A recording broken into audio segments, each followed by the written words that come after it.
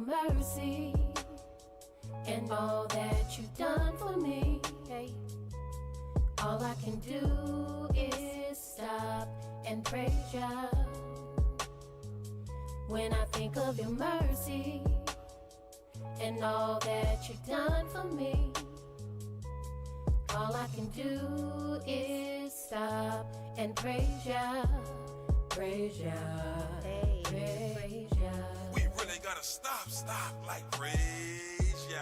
Stop and praise the ancient of days. Teary-eyed and with a smiling face, the praise you gave was already ordained. Stop and praise for keeping you in your lane. Give a praise for breaking off them chains. Before you let somebody steal your praise, think about the spirit in which they came. Think about the energy they gave. Is it worth it? Nope, never, no way. Kingdom we broke into a praise dance. I praise y'all for D4 hug daps. Praise Yahweh for the congregation, and I praise him for the angels, the elders, and all their dedication.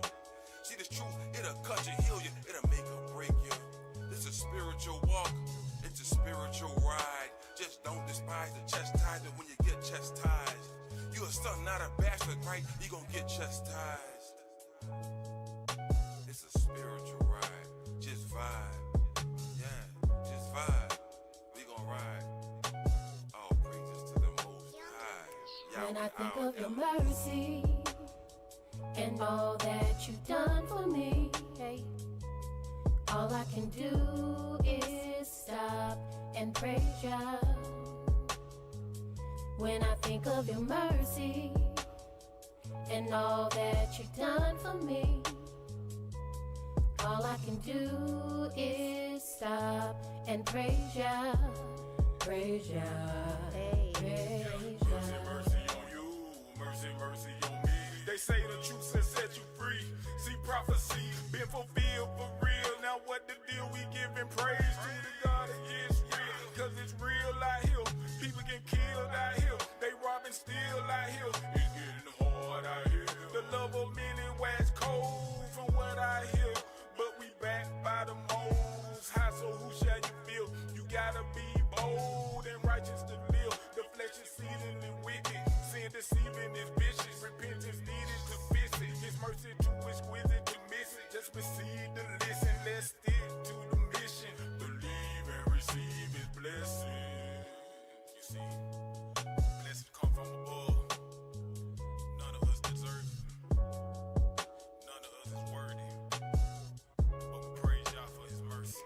When I think of your mercy and all that you've done for me, hey, all I can do is stop and praise ya. When I think of your mercy and all that you've done for me, all I can do is stop and praise ya, praise ya, hey, praise ya.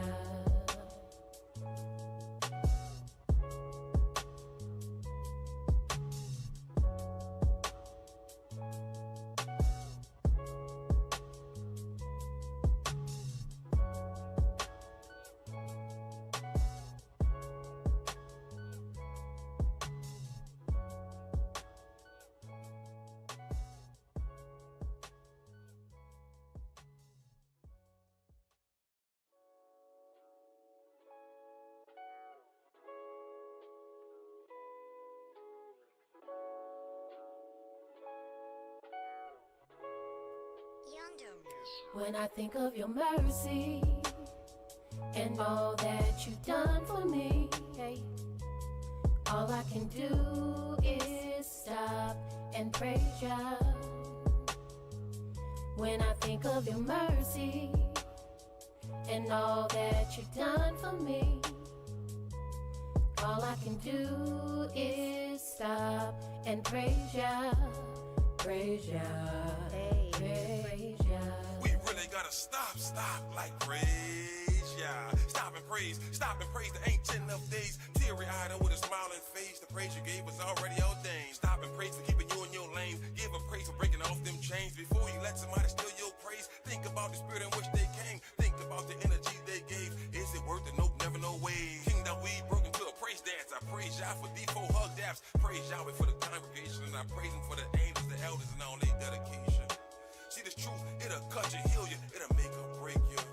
It's a spiritual spiritual walk, it's a spiritual ride. Just don't despise the chastisement when you get chastised.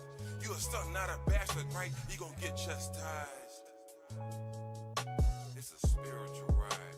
Just vibe. Yeah, just vibe. We gon' ride. All praises to the Most High. When I think of your mercy and all that you've done for me, hey, all I can do is stop and praise ya. When I think of your mercy and all that you've done for me, all I can do is stop and praise ya. Praise ya. Praise Mercy, ya. mercy on you, mercy, mercy on me. They say the truth has set you free.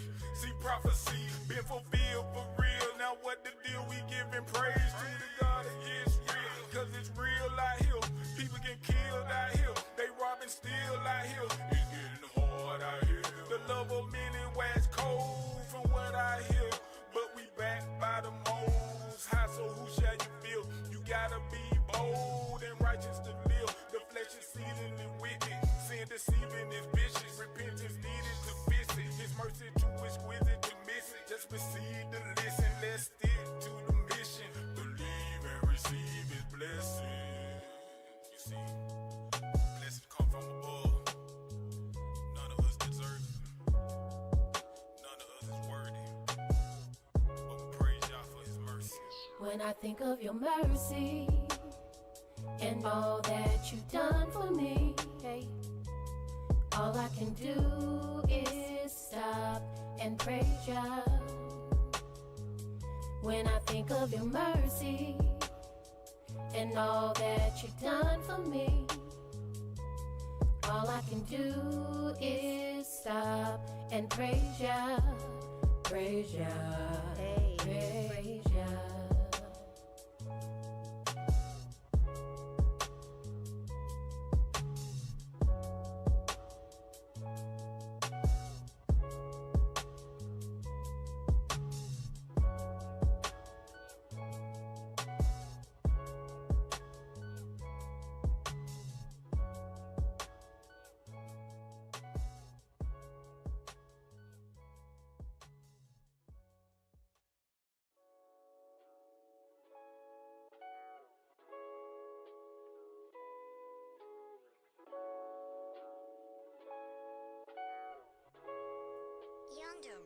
When I think of your mercy and all that you've done for me, hey, all I can do is stop and praise ya. When I think of your mercy and all that you've done for me, all I can do is stop and praise ya. Praise ya. Praise ya. We really gotta stop like praise, yeah. Stop and praise the ancient of days. Teary-eyed and with a smiling face, the praise you gave was already ordained. Stop and praise for keeping you in your lane. Give a praise for breaking off them chains. Before you let somebody steal your praise, think about the spirit in which they came. Think about the energy they gave. Is it worth it? Nope, never no way. Kingdom we broke into a praise dance. I praise y'all for D4 hug daps. Praise Yahweh for the congregation, and I praise him for the angels, the elders, and all their dedication. See this truth, it'll cut you, heal you, it'll make or break you. This is a spiritual walk, it's a spiritual ride. Just don't despise the chastisement when you get chastised. You a son, not a bastard, right? You gon' get chastised. It's a spiritual ride, just vibe. Yeah, just vibe. We gon' ride. All praises to the Most High. When I think of your mercy and all that you've done for me, hey, all I can do. Shalom Facebook, Shalom YouTube. Welcome to our prophecy class. Today we're in the book of Isaiah, chapter 35. But before we get started, does anyone have any questions? Yeah. Yeah, I was thinking about the creations of Adam and Eve. When Abel set up the sacrifice, and Cain failed to do it the way Yahweh want him to do it. Mhm. The question is, Adam and Eve, have they ever done it like they've never done that before? They've never done the sacrifice, but Abel did. So your question is what? How did he know? Who did it first? Yahweh. The sacrifice, Yeah. not through Adam and Eve, but Abel. No. You remember when the serpent showed them they were naked Right? and they were ashamed, right? So Oh, what happened? right. What happened? They created sacrifice. I mean, before Cain and Abel came about, before they came to So the scene. again, what happened? How did they know about the animal sacrifice to tell Abel that that's what is needed? They committed sin. Huh? They committed the sin first, and they So how did they know are about it? ashamed How did they know about after they. it? After they sinned, Right, right? right. What happened? They sold fig leaves to cover Well, their shame. well, that wasn't enough, was it? No, What did they they had do? to, they had to What did kill Yahweh do? See, they did that themselves. But what did Yahweh do? That's the point I'm missing. They did it themselves With the fig leaves. with the fig. Right. Right. Okay. So it wasn't enough because they still could see the nakedness. So what did Yahweh do? Before they kick him out of the garden. Then before they kick him out, they got kicked Well, out of the they were garden. still in the garden Right. when Yahweh did that for them. So what did he do? The fig leaves wasn't working. So they had a sacrifice. They had to do a sacrifice. Well, Elder. let's I mean, read. what? Let's read. Let's go back to Genesis. Yes. Now.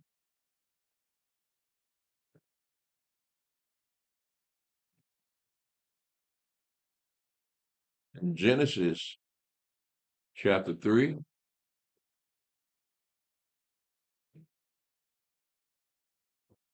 At verse 21, it says, Unto Adam also and to his wife did Yahweh Elohim make coats of skins and clothe them. Okay.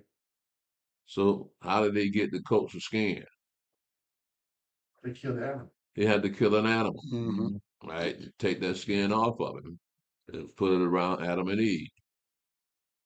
So that's how they understood the spiritualness of that animal's death, in that it evolved into our law, so that whenever we sin, we have a sin substitute for our sin. That substitute is an animal. All right. So we sacrifice that animal for our sins. So we got the same mechanism here, that an animal was sacrificed. Now, again, this is the first death, actually. That was the point. First death. This is the first death because an animal had to die to cover up their nakedness. Right? Now, we don't know how Yahweh killed the animal, but it was sacrificed for their nakedness. Yes, sir. Shalom, bro, bless. Did nobody say that? Nobody said that, did he? What happened? He said it's not that. I'm just late. Did nobody say that? Nobody stared at you or nothing. Isaac Hayes, guilty. I stand again. You understand what we're talking about now? Yes, sir. So you understand the difference between Abel's sacrifice and Cain's sacrifice, Yes, sir. right? In the issue of Adam and Eve, blood was shed. So Abel took that as an example of sacrifice that Yahweh wants to cover your sin. Right? So he offered up the correct sacrifice. And Yahweh told Cain After Cain realized his sacrifice wouldn't be accepted, Right. he said, look at what it says here in Genesis chapter 4. I just picked this up at verse 1 to verse 7. And Adam knew his wife, and she conceived and bare Cain, and said, I have gotten a man from Yahweh. And she again bare his brother Abel, and Abel was a keeper of sheep, but Cain was a tiller of the ground. And in process of time it came to pass that Cain brought of the fruit of the ground an offering unto Yahweh.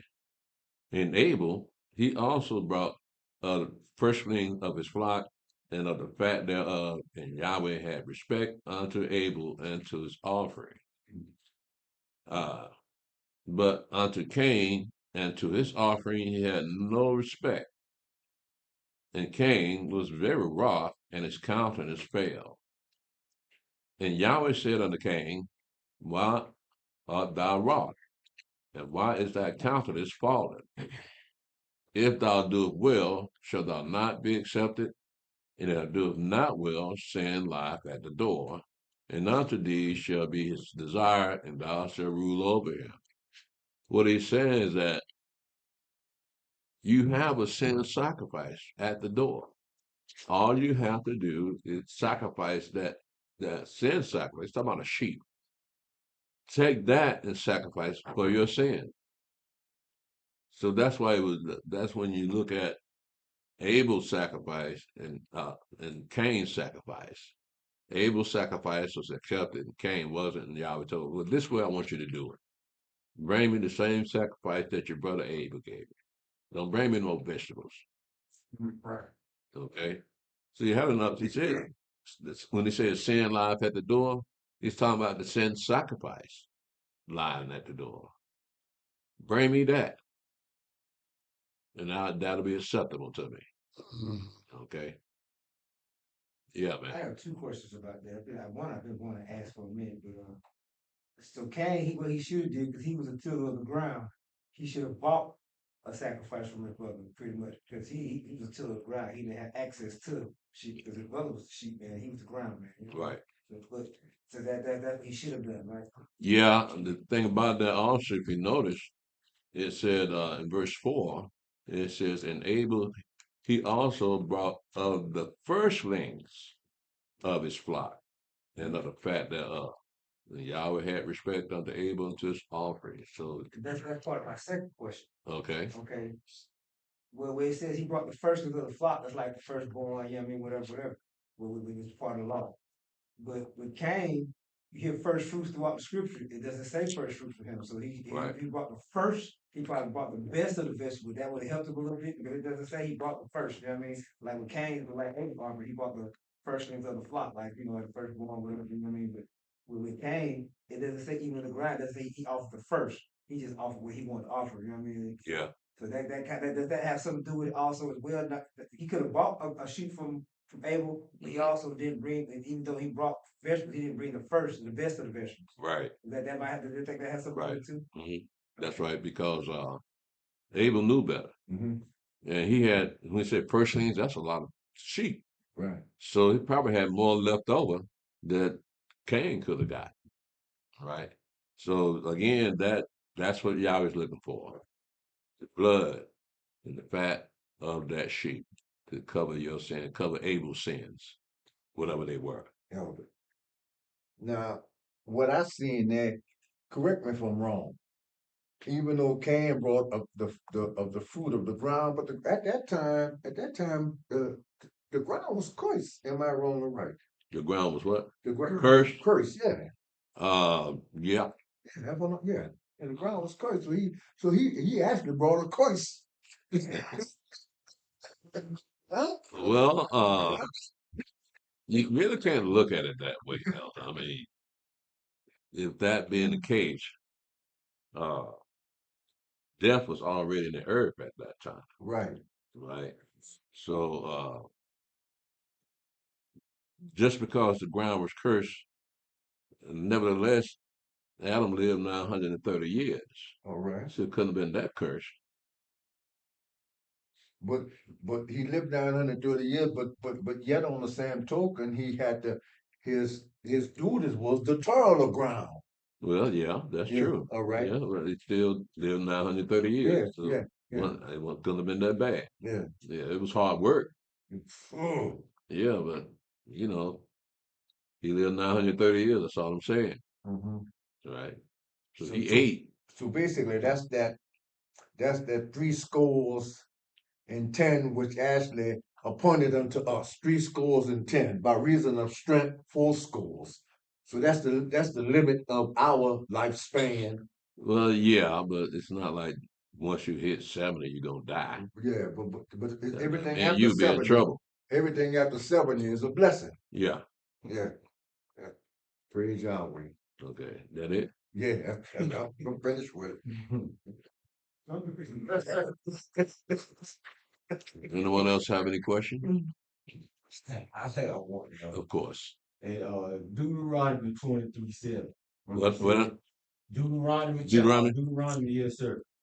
And chapter 23 and verse 7, when they're speaking on that beginning part about thou shalt not abhor an Edomite. 23 and what now? Verse 7. Verse 7. Yes, sir. Okay. It says, Thou shalt not abhor an Edomite, for he is thy brother. Thou shalt not abhor an Egyptian, because thou was a stranger in his land. Okay, that first part with the Edomite.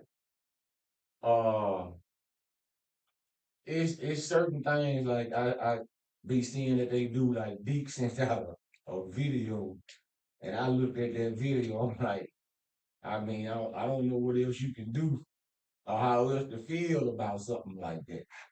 Well, according to Ezekiel, I think Ezekiel 25, Yahweh is going to have Israel to destroy him. Mm-hmm. Yeah, so we won't feel any remorse, especially when you read articles like that, or listen to that video like you listen to. Mm-hmm.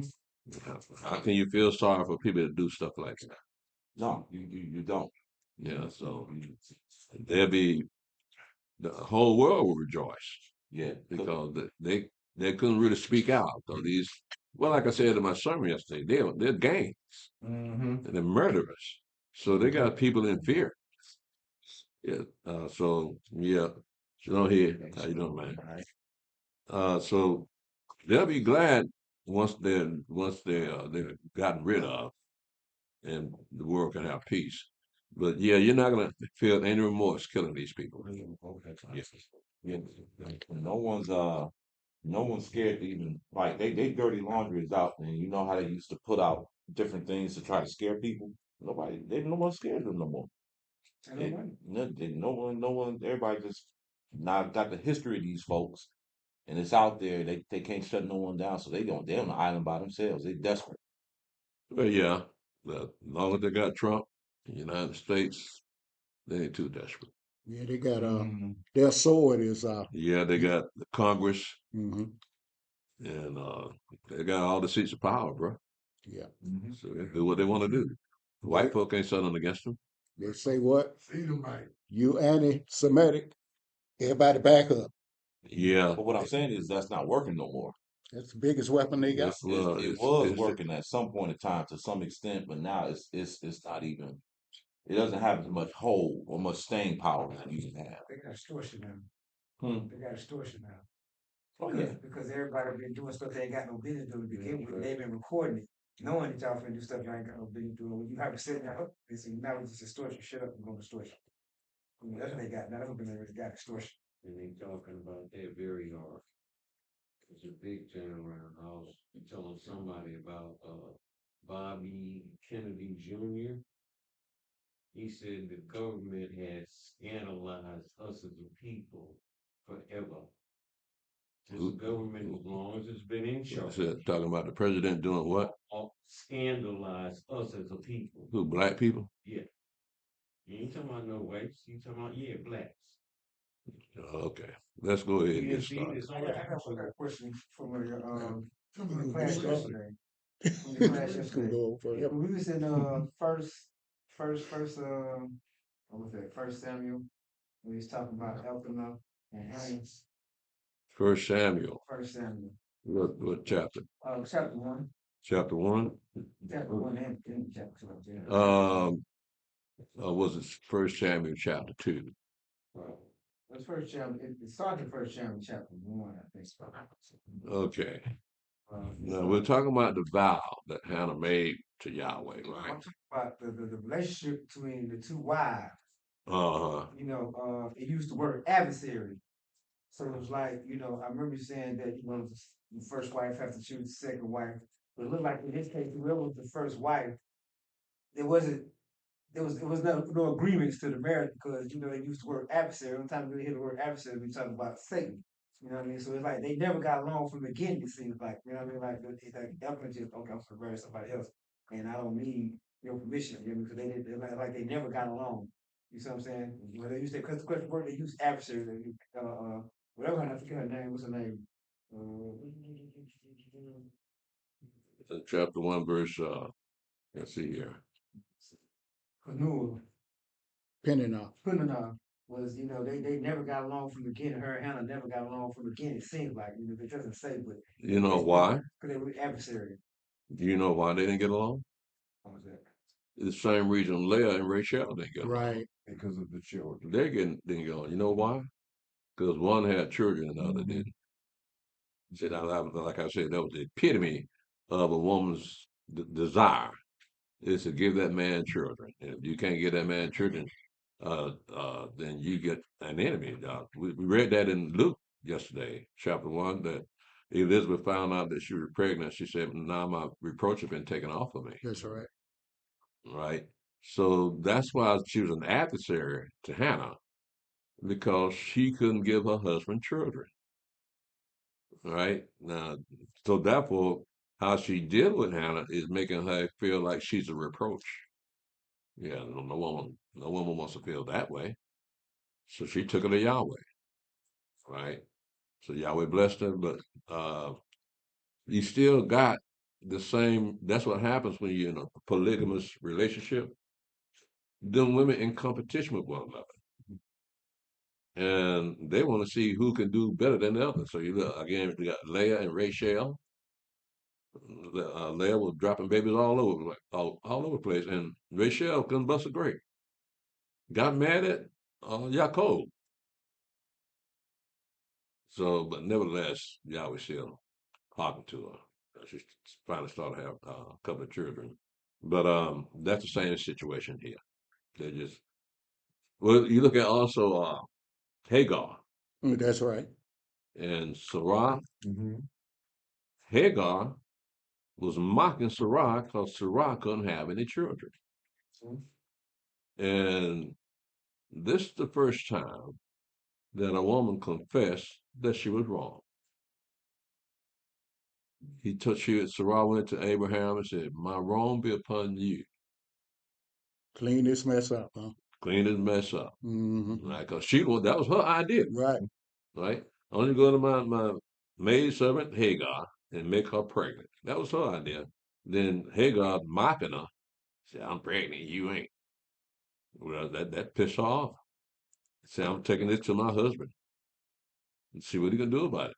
And what did he do? She in your hand, go. Mm-hmm. So I'm figuring that she must have beat her ass or something, man. Yeah.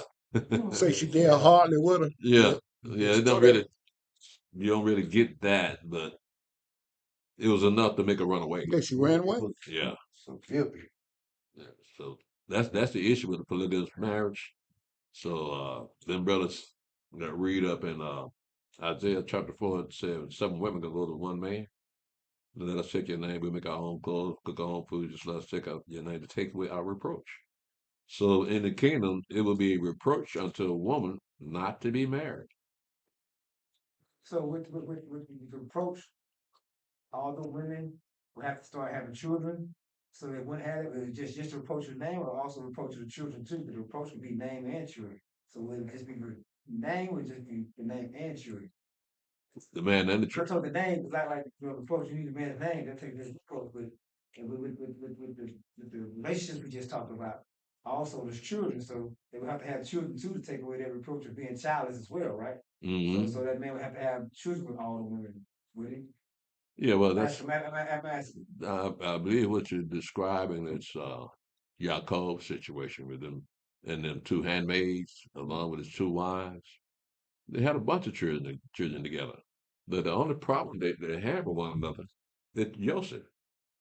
They couldn't stand him because his father favored him above all the rest of the brothers, so they were jealous of him.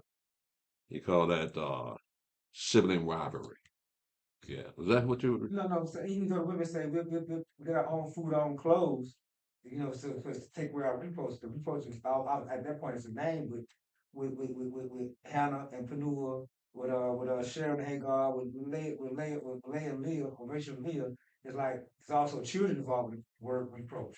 So for them not to have reproach, they also have at least one child by that man. So that reproach be gone too. So that reproach cover just the name will cover the name and them having children by that man. Did you say research? Reproach. He's talking about what he's saying. What is the reproach? Just The children reproach of or just the husband and the name or husband and children? I mean, what is the reproach? Is it just the name of the husband or is it as having Oh, the children? reproach? yeah. The reproach is you don't have a man's name. Okay, so the children not involved with that reproach. Mm-mm. Okay. That's the reproach. You got to be married in the kingdom. Yeah. But you don't necessarily have the woman don't necessarily have no children by that man. Well, that's how if they want to arrange it that way. Okay. Like, 'cause he's married all seven of them, he ain't got to touch her. It's by choice. I guess. Mm-hmm. Yeah. Okay. Yeah. So, nevertheless, who wants seven women, seven wives, man? Come on, folks. I know it's gonna be the kingdom of heaven, and the devil gonna be on lockdown for 1,000 years, but Don't they get you quiet? still gonna have that rivalry between the wives. Because one wife might want to spend more time with you than the rest of them. So then they're gonna create some kind of animosity between the wives, and you in the center. You don't want to get there.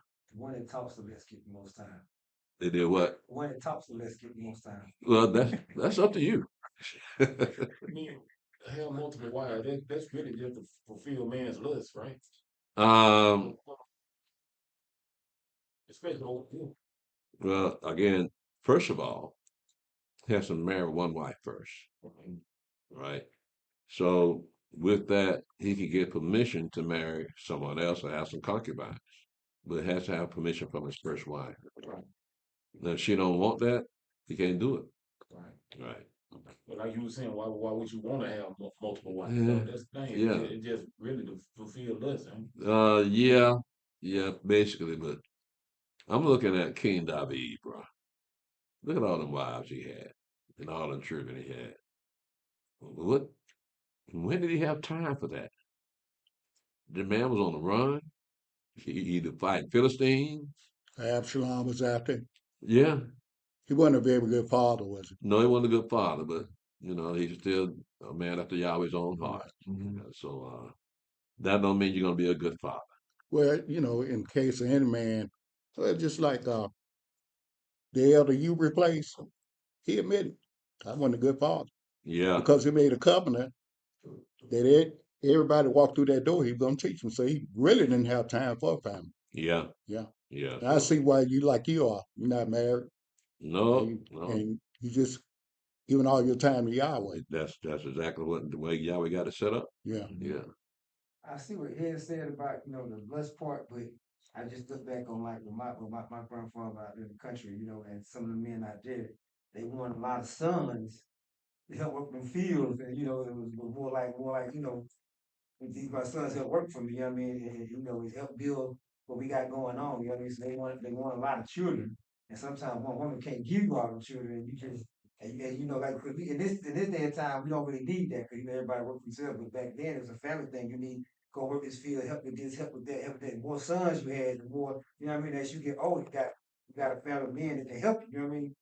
So I see that point as far as these sons help work these fields and tending animals and do all that stuff. The more sons you got, the easier it is on you and the better, pretty more money you can make.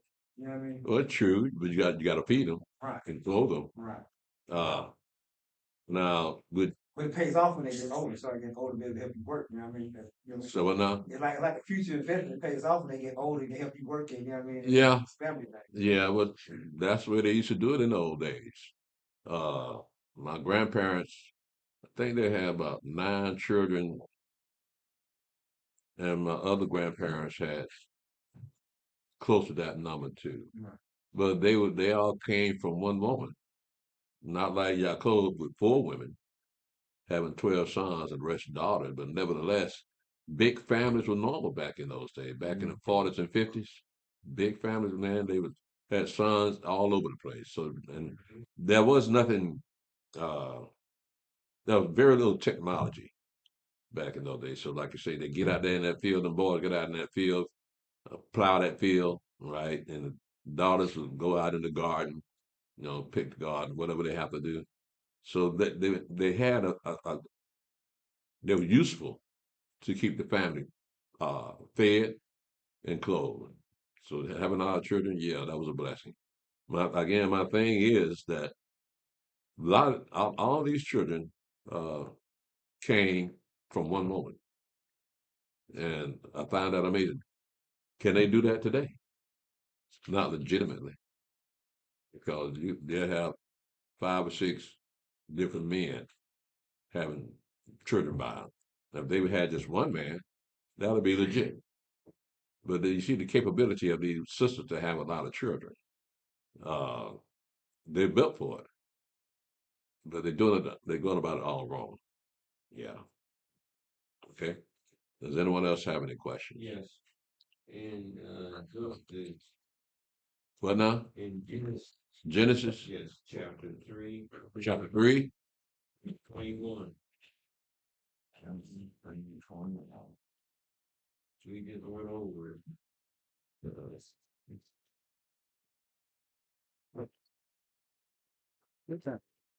Chapter 3 and what now? Verse 21. 21. Yes, sir. What about it? It says that he made coats of skin and clothed him. Uh-huh. He clothed. What were they? Skin, animal skin. What were they before he put the skin on them? They had fig leaves tied around them. Before they did They were fig. butt naked before that. Okay, so what were they? Were they already having skin on that? Already having what? Yeah, how's he gonna put skin? What did he put the skin on? They put it on their nakedness. Okay, and what was their nakedness? Well, they realized they were naked. They didn't have no clothes on. You see in verse 11, he said, who told you that I was naked? See, they didn't even know they were naked at first. So until they ate of that tree, now they see they're naked. Their minds have been taken to another level that they weren't prepared for. So what kind And of somehow that nakedness was a shame to them. Now, what kind of nakedness was that? You know what I'm saying? no, nothing on them, no clothes. No clothes on, bro. They didn't have no clothes on them. All right. Would that make them spiritual? That made them what? Spiritual? Spiritual? Yes. It'll make them innocent. That's What all. is innocent? They had no knowledge of what nakedness was. Mhm. Would that be spiritual? Yes. So he clothed the spirit of them two. No, they were made that way. They were They were created made, Adam made from the dust of the ground and Eve was made from from Adam's Adam. rib, Okay, right? so that made them spiritual. No, it didn't. This made them first man and first woman. Okay, There's so nothing why spiritual would he about put that. skin on them? Because now they are aware that they are naked. And they are ashamed of being naked. And so Yahweh put coats of skin on them to cover their nakedness. So what is the question? They didn't. Are you saying that they were not naked? I'm saying, what did he put the skin on? In other words, if they were physical, which they weren't, if they were physical, then I can understand the skin that he made or killed or whatever put on them. And I'm saying, what was it that he put on them? What was it? I know he said he made skin. What was he covering up with the skin? Skin of an animal? No, well, I knew it was the skin of an animal. So in order to cover up their nakedness, which they were aware of now, he made clothing of skins. It was that clothing. Okay. Maybe I'm producing this a little wrong because I'm not understanding that correct. I'm not getting a good understanding on that. So what do you think they were before they found out they were I'm naked? thinking they were a spirit. They were spirit? How can Yes. flesh and blood be a spirit? Well, where did it say he had blood in him? When he put him to sleep and opened up his side to pull the rib out and sewed it back up. Yeah, but it didn't So say why did he nothing sew about it back up if there wasn't no blood there? well, look, it didn't say anything about blood. Yeah, but why did he sew him back up? I didn't see where it said where did it say he sold them up? Let's look at chapter 2. If he was spirit, elder, if he was spirit, he'd be living today. Yeah. He never would die. Excuse me? If he was spirit, him and Eve, they would be living right now. They still alive. Just like after we get thrown into that dirt, we still gonna be alive spiritually. So you saying Adam and Eve didn't die? Well, of the flesh, yes, not of the spirit. Well, how do you know that? How? Because there's going to be a judgment of all flesh, whether living or dead, right? It's true. So you don't know who's going to be raised up and when they're going to be raised up. But still in all right, when you die and they put you in the ground, your spirit dies too? You have no spirit. What you mean? You have no spirit. What you have is the breath of life. Right. Right. That's the spirit that you have, and Yahweh gives you that breath of life, and He take it away from you. Is that the spirit? That the spirit of breath of life. You confusing man as if he has some eternal spirit. He does not. Never has. Okay. So when you go either to the lake of fire, all right, or to the 1,000 years to enter eternal life, that's the spirit going through that, or what is it? It's not the soul. You say that again. Elder, No. if Adam and Eve was spirit, we shouldn't be here because they never would have procreated. Right? They didn't Spirits on. start procreating until the skin was put on them. So the animal Before skin that, made them for able to procreate. Is that what you're saying? excuse me? Are you saying that the animal skin allowed them to procreate since they were When spirits? they fell in sin, all right, when they sinned, that's when they start procreating. Before that, they never thought about having sex. Well, 400, 500 years, however long. how does that, what does that mean for people that are innocent? A baby is innocent, right? These two individuals are the first creations of their kind, so they had no knowledge of what is evil. All they knew is what was good. So, but nevertheless, you can't say that these two people had a spirit. You don't have a spirit. Nobody, flesh and blood, has a spirit. Mm-mm. You got the breath of life. Mm-hmm. That's all you got. And that's not the spirit. That is a breath of life given to you by a spirit. Mm-hmm. So that breath of life is saying is or is not a spirit. It's given to you by a spirit. And that same spirit that gave you that breath of life can take it from you. So that means that once that spirit takes that away from you, you die. Okay. So you can't be a spirit. Okay. That's it. I'm done. You gave me an answer. You gave me the answer. You gave me a good one. All right, then. Where we at now? I know. Oh, I come know. on, man. We gonna be Hey. That's blessed. I know it, man. Come on. Blessed trying to plan for the future, man. You here 2 hours, man. Apologize now Man. off of that for that this course right there. So what do we say about the soul? Is there a soul in man? Man is a soul. Right. Okay. Okay. Oh. Let me see here. I thought spirit and soul was on a similar level. I'm not so we are the soul. The whole When you go over to Genesis chapter 2, right. right? In verse 7, the creation of the first man. It says, and Yahweh Elohim formed man of the dust of the ground and breathed into his nostrils the breath of life, and man became a living soul. Okay, got it. So that's the whole body and life Yeah, see, together. what we're dealing with is here in America. They're descended from the Greeks. They believe there's a separation of body, soul, and spirit. That's not the way our father saw about life. The body, soul, and spirit are one, right? Not that spirit is some disembodied entity that's away from us. That spirit is the breath of life. And the soul is the life and the body together. That soul is what holds that breath of life. It is the body itself Okay, got it. with the mind. That's a soul. I want to be clarification. I apologize. No, don't worry about it, man. I love questions like that, bro. Come on now. All right, let's get started. Yeah, we want a class today. Yeah, well, that's what it's set up Oh, for.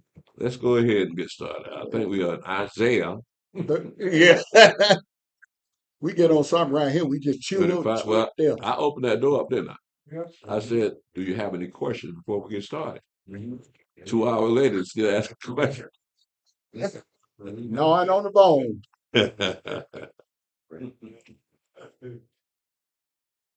Let's see here. Isaiah 35. Now, Isaiah 35 is uh it's the first of the indicators that there's going to be a second wilderness experience. We're going to show you through the Bible that it's repeated over and over again, so you know that it's for sure there will be another wilderness experience. Let's pick up this one here in Isaiah 35, verse 1 to verse 10. I don't even know what I know how to read now. We'll try. Just go ahead and try it, Steve. Isaiah 35, verse 1. The wilderness and the solitary place shall be glad for them, and the desert shall rejoice and blossom as the rose. It shall blossom abundantly and rejoice even with joy and singing. The glory of Lebanon shall be given unto it. The excellency of Carmel and Sharon, they shall see the glory of Yahweh and the excellency of our Elohim. Strengthen ye the weak hands and confirm the feeble knees. Say to them that are of a fearful heart, be strong, fear not. Behold, your Elohim will come with vengeance, even Elohim with a recompense. He will come and save you. Then the eyes of the blind shall be opened, and the ears of the deaf shall be unstopped. Then shall the lame man leap as an hart, and the tongue of the dumb sing. For in the wilderness shall waters break out and streams in the desert. And the parched ground shall become a pool, and the thirsty land springs of water. In the habitation of dragons, where each lay shall be grass with reeds and rushes. And an highway shall be there, and a way, and it shall be called the way of holiness. The unclean shall not pass over it, but it shall be for those.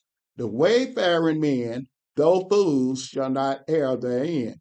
No lion shall be there, nor any ravenous beast shall go up thereon. It shall not be found there. But the redeemed shall walk there, and the ransom of Yahweh shall return and come to Zion with songs and everlasting joy upon their heads. They shall obtain joy and gladness, and sorrow and sighing shall flee away. Now, compare this wilderness experience to the previous wilderness experience. Well, all the children of Israel that came out of Egypt did was murmur against Moshe, talking about there's no food out here, there's no water out here. And but what we have here is a total opposite of our father's experience. It says in verse 1, the wilderness and its solitary place shall be glad for them, and the desert shall rejoice and blossom as the rose. That our father didn't see that. It shall blossom abundantly and rejoice even with joy and singing. The glory of Lebanon shall be given unto it, the excellency of Carmel and Sharon. They shall see the glory of Yahweh and the excellency of our Elohim. Strengthen you the weak hands and confirm the feeble knees. Say to them that are of a fearful heart, be strong, fear not. Behold, your Elohim will come with vengeance, and even Elohim with a recompense. He will come and save you. Now look at what he says in verse 5 and 6. Then the eyes of the blind shall be opened, and the ears of the deaf shall be unstopped. Then shall the lame man leap as a hart, and the tongue of the dumb sing. But in the wilderness shall waters break out, and streams in the desert. There will be healing out there in that wilderness. Now, Yahweh had to pour out his wrath upon our fathers back in the day. Put them, let the plagues come upon them because they were being disobedient, disrespectful to Yahweh's servant. But you're not going to have that this time. And there was a desert place, like I say, want to water out there, want to eat out there. But this is going to be different. This time you're going to have a reason to complain, right? Well, let's look at another verse because this is not the only thing that's going to be going on out there in that wilderness. Let's go to Ezekiel chapter 20. Let's see what else is going to be going on out there. Again, this is referring to a second wilderness experience that people don't realize that's going to come upon the earth. Brother Stephen, upon the children of Israel. Brother Stephen picked us up at Ezekiel 20, verse 32 to verse 38.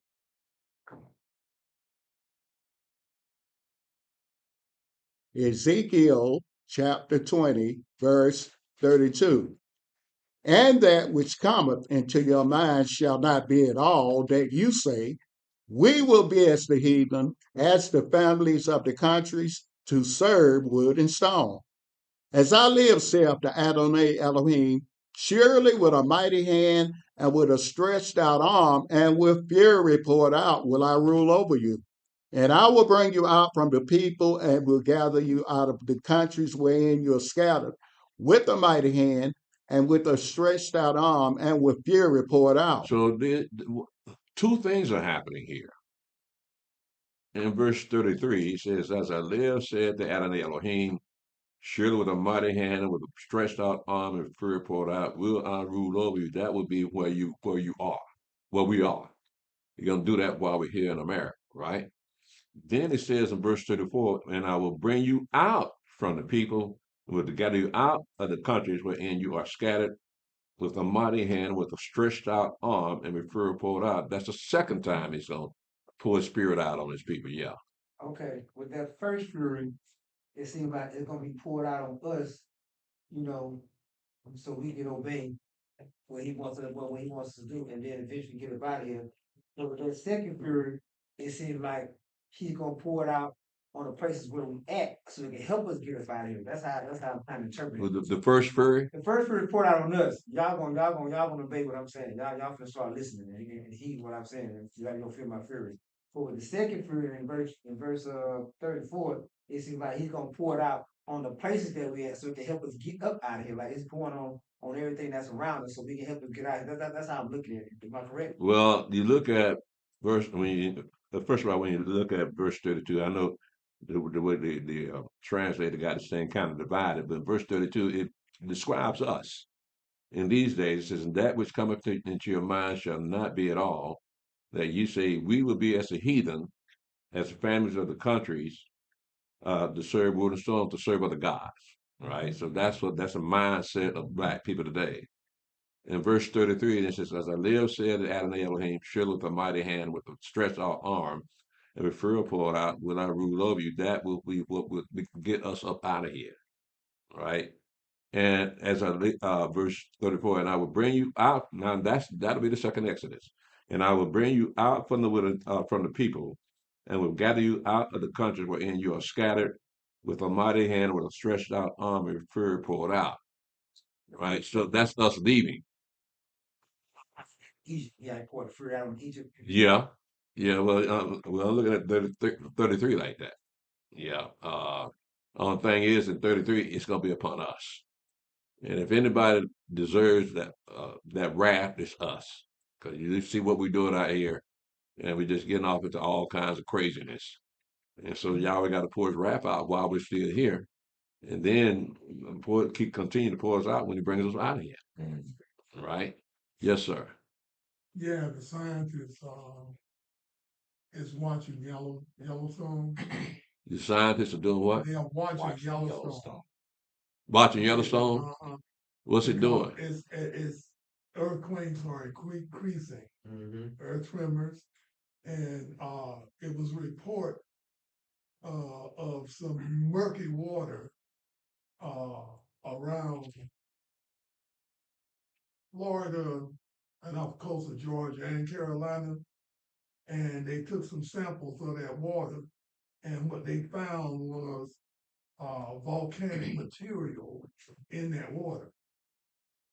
So I believe that things, America's going to really get shaken up here, which is going to cause the people to leave if things actually go that bad, and it will, because it's prophesied that this land will be uninhabitable when Yahweh destroys it.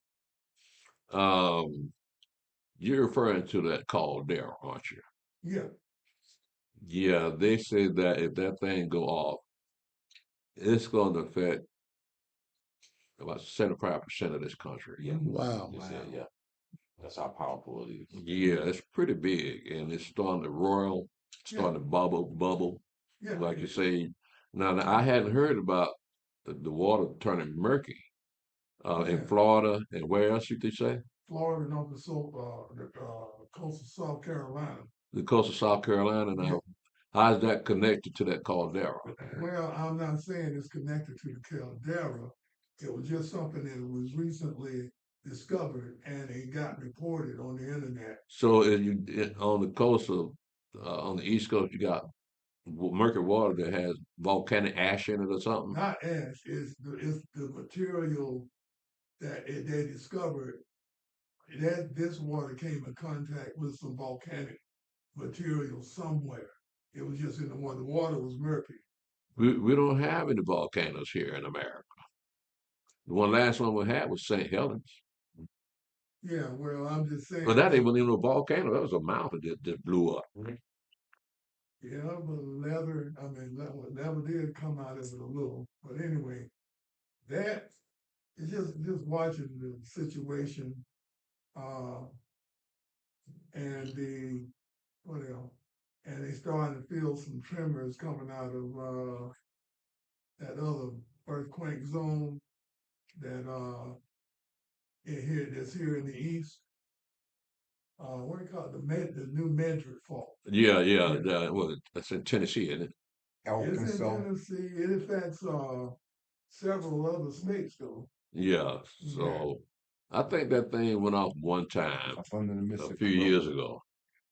Hadn't heard nothing from it since. Up under the Mississippi River. It's Tennessee, Arkansas, Yeah. and a little piece of, if I'm right, it could be Missouri, Tennessee, and Missouri. Arkansas. Up under the Mississippi River, those tectonic plates right there. You know? Yeah. Well, didn't the Mississippi dry up one time? Well, I think it did. Huh? I think you're right. Did it ever recover? I don't know. I heard about that though. The level dropped just a couple of years ago. Yeah, I know, but what are they doing now? I don't know. You should have a lot of ship traffic. We done had a lot of cold weather, a lot of snow up north. After that dry up, extremely amounts of snow and stuff up north had been melting.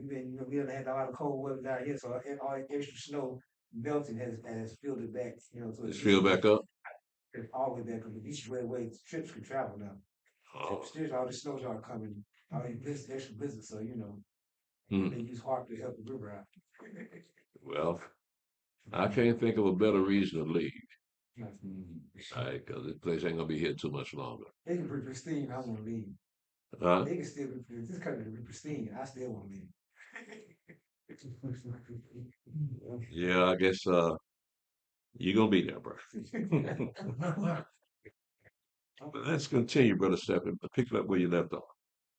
Okay, Ezekiel chapter 20, verse 35.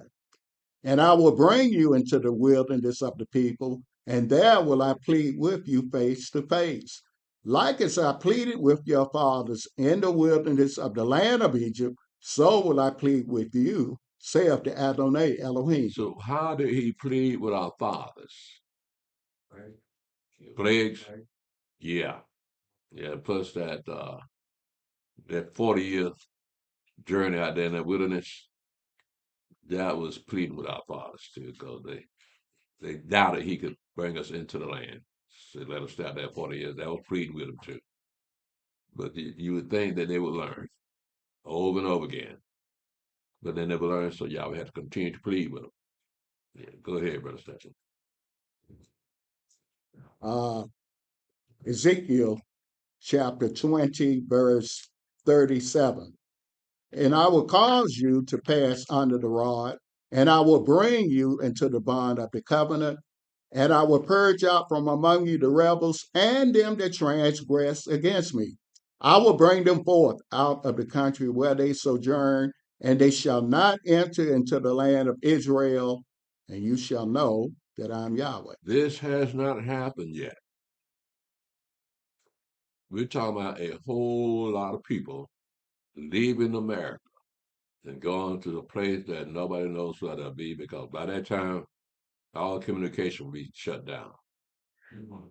We're looking at anything like an EMP, right? And well, there was something I said there was another way that you could shut this country down. They got two ways they could shut it down.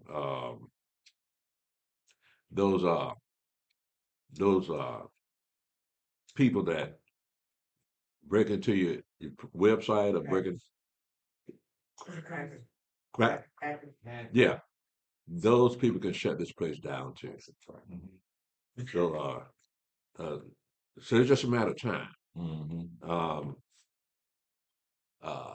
In verse 37, it says, "And I will cause you to pass under the rod and will bring you into the bond of the covenant." What does pass under the rod signify? The law. Counting? Yeah, they count. That's how you get tithes to the Levites. You count the number of sheep you have by letting them pass under the rod. Now, that's how they did back in those days. Yeah. So the remnant that's gonna come out that wilderness, they already numbered. So this counting is like these the ones that's gonna be accounting who's gonna make it. And they can probably count everybody, but you going and this number is going, this number ain't. So like the numbers already, you already got the number, I guess, in mind. It's gonna Well, make it. y'all already knows who's going to be coming to the land, but let's see why. Go ahead, Brother Stephen, read verse 38. And I will purge out from among you the rebels and them that transgress against me. I will bring them forth out of the country where they sojourn, and they shall not enter into the land of Israel, and you shall know that I am Yahweh. So all those people that come out of America will not go into the promised land. That's right. Because you look at how black people act now, they're probably acting like that out there in that wilderness. And so y'all wouldn't have any trouble purging those people out. You know what? They don't want to leave. They say Atlanta is the new Atlantis. It's Atlantis. Atlantis. I see. Why is it the new Atlantis? Not the new Atlantis. The Atlantis that was supposedly not have been found. It's Atlantis. So you have a whole lot of black people like doing prayer, these spiritualists and all that. It's not just a couple days ago. Well, I can say though, Atlanta is named after Atlantis, right? No. Yes, it is. Edo Yaakov did some research on it years ago. It's named after the mythological city, Atlantis. That's where they got that from. So at one time, Atlanta sat by itself in the whole world, No. and everybody had superpowers. No. That's what I'm hearing about Atlanta. That's some kind of supernatural place for people. Mine was way above anybody else's. No. Right? They had super technology that could harness energy so that it'd be a self-sufficient city. What happened? Now, Huh? It's something on the water. Yeah. Well, how is it if it's underwater? How is it Atlanta then? what you saying, you correct. What I was just saying, Atlanta was named after they got that from. It's a root word of Atlantis. But nevertheless, how can they say that Atlanta is Atlantic? No, I don't believe that. So that's what he just said. Yeah. That's what they say. They try to say underground Atlanta. Wait a minute, hold on a second. Are you saying black folks saying it? Yeah, that's what I'm saying. Yeah. What does the white man say? That's who we supposed to lead, white man on. Uh, See, if y'all listen to each other, you ain't gonna ever get anywhere. But listen to the white man. Right? He built this Bible. Right? He got all the books. He got all the records. If he can go in the records, and he can show you, no, y'all Negroes. Y'all not Atlanteans. And y'all will lie. Yeah, y'all do lie. I You got to wrote down. Negroes will lie. tell people which you told us. I told them, brother in barber shop, I said, you know, a long time ago, a slave's testimony was not admissible in court Right? because they know Negroes would lie. He gonna lie. He gonna lie. He gonna tell a lie. So And I you tell can't trust a slave testimony, man. They won't let no slave testify in the white man court. I told them also they like this. I said, now when white man, I told them brothers exactly what you say all the time. When white man lie, he get paid. Damn right. Negro lie, they go to jail. Go to jail. They couldn't say that. Hey, you can't dispute the truth. Because right there in your face, don't get mad at me. I understand our predicament. And I understand also that we won't be in this predicament forever. Right. So let white folk be white folk, man. Leave Yeah, them folk alone, right? leave them alone. They built this bad boy. They set the whole government up, and you mad at them. You jealous of them. I ain't jealous of white people. Me neither. Yes, sir. Yeah, I was in Kroger this morning and the customer service line, and the guy was behind me. Said, "Salam alaikum." When that man said "Salam alaikum," I said, "Oh, hold up, man." I said, "Look, man, I'm not a Muslim, man." I said, "I'm a Hebrew Israelite." Then he turned around and he said, "Well," then he went, "Well, I read this book and I'm into this and I understand where you at and all that." I say, let's clarify one thing first of all. I said all those religions. I said let's clarify this. All those religions was the founder of those religions was a white man. He had a white friend with him. I said I don't have to read all them books. Mm-hmm. Well, I said because then Muhammad start Islam. Islam. Yeah. Well, how come you call him white? Well, he basically of that pit of snakes. As far as the blood dripping from their hand with our people, he's up that pit of snakes. Him in Christianity with all them different fathers and founders of Christianity. That's what I was telling him. I don't have to read all these different books, man. I say I got one book right here that I read, and that was written by our fathers. Mm-hmm. And I said, it looked like to me you should be intellectual enough and intelligent enough for all the books you read to read that the devil deceived the whole world, huh? I left him with that. We're trying to find a lost sheep, Elder. But he You run their ass up. He come to me with that challenging, man. No. Just you should have said shalom. Yeah. And walk off. Yeah, well, I did that, He would have got it then. He would know the whole story. Just because you said shalom. Yeah. No, but one people say shalom. Which is the Hebrews. Yeah. Yeah. So with that, he knows he's not talking to somebody that he understands. Yeah. Right? He knows that you're a different person. Yeah. So that cut out a lot of talk, cut out a lot of emotion. Yeah. So just saying shalom would end the conversation. I got you. Yeah. Well, yeah. Ain't that what you do? Yeah, well, I had a guy told me, he say, I read this book and I read that book. I say, so what? What you get out of it? What you get out of it? I say, those books. I say, now the book I read, a great king in Israel said, of the reading them in the books, there's no end. And much studies are wearing of the flesh. I said, those books you read, people write those books to make money. That's their opinion. Opinions like behinds and noses. Everybody got one. So I said, what you get? You just got knowledge, bro. What is the truth? And that's pretty much it. Yeah. Yeah. What is the truth? Yeah. I mean, everybody got knowledge. Mhm. Well, that's what the Muslims came up here in our class one time. You remember them? Mm-hmm.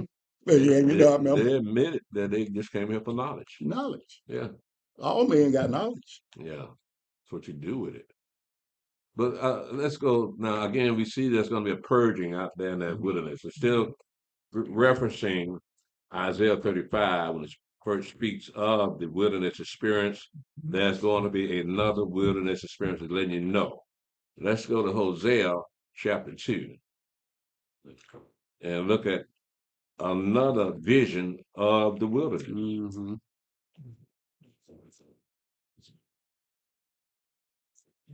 And pick this up, Brother Stephen, in verse 14 and verse 20. Again, this is another vision of the wilderness experience.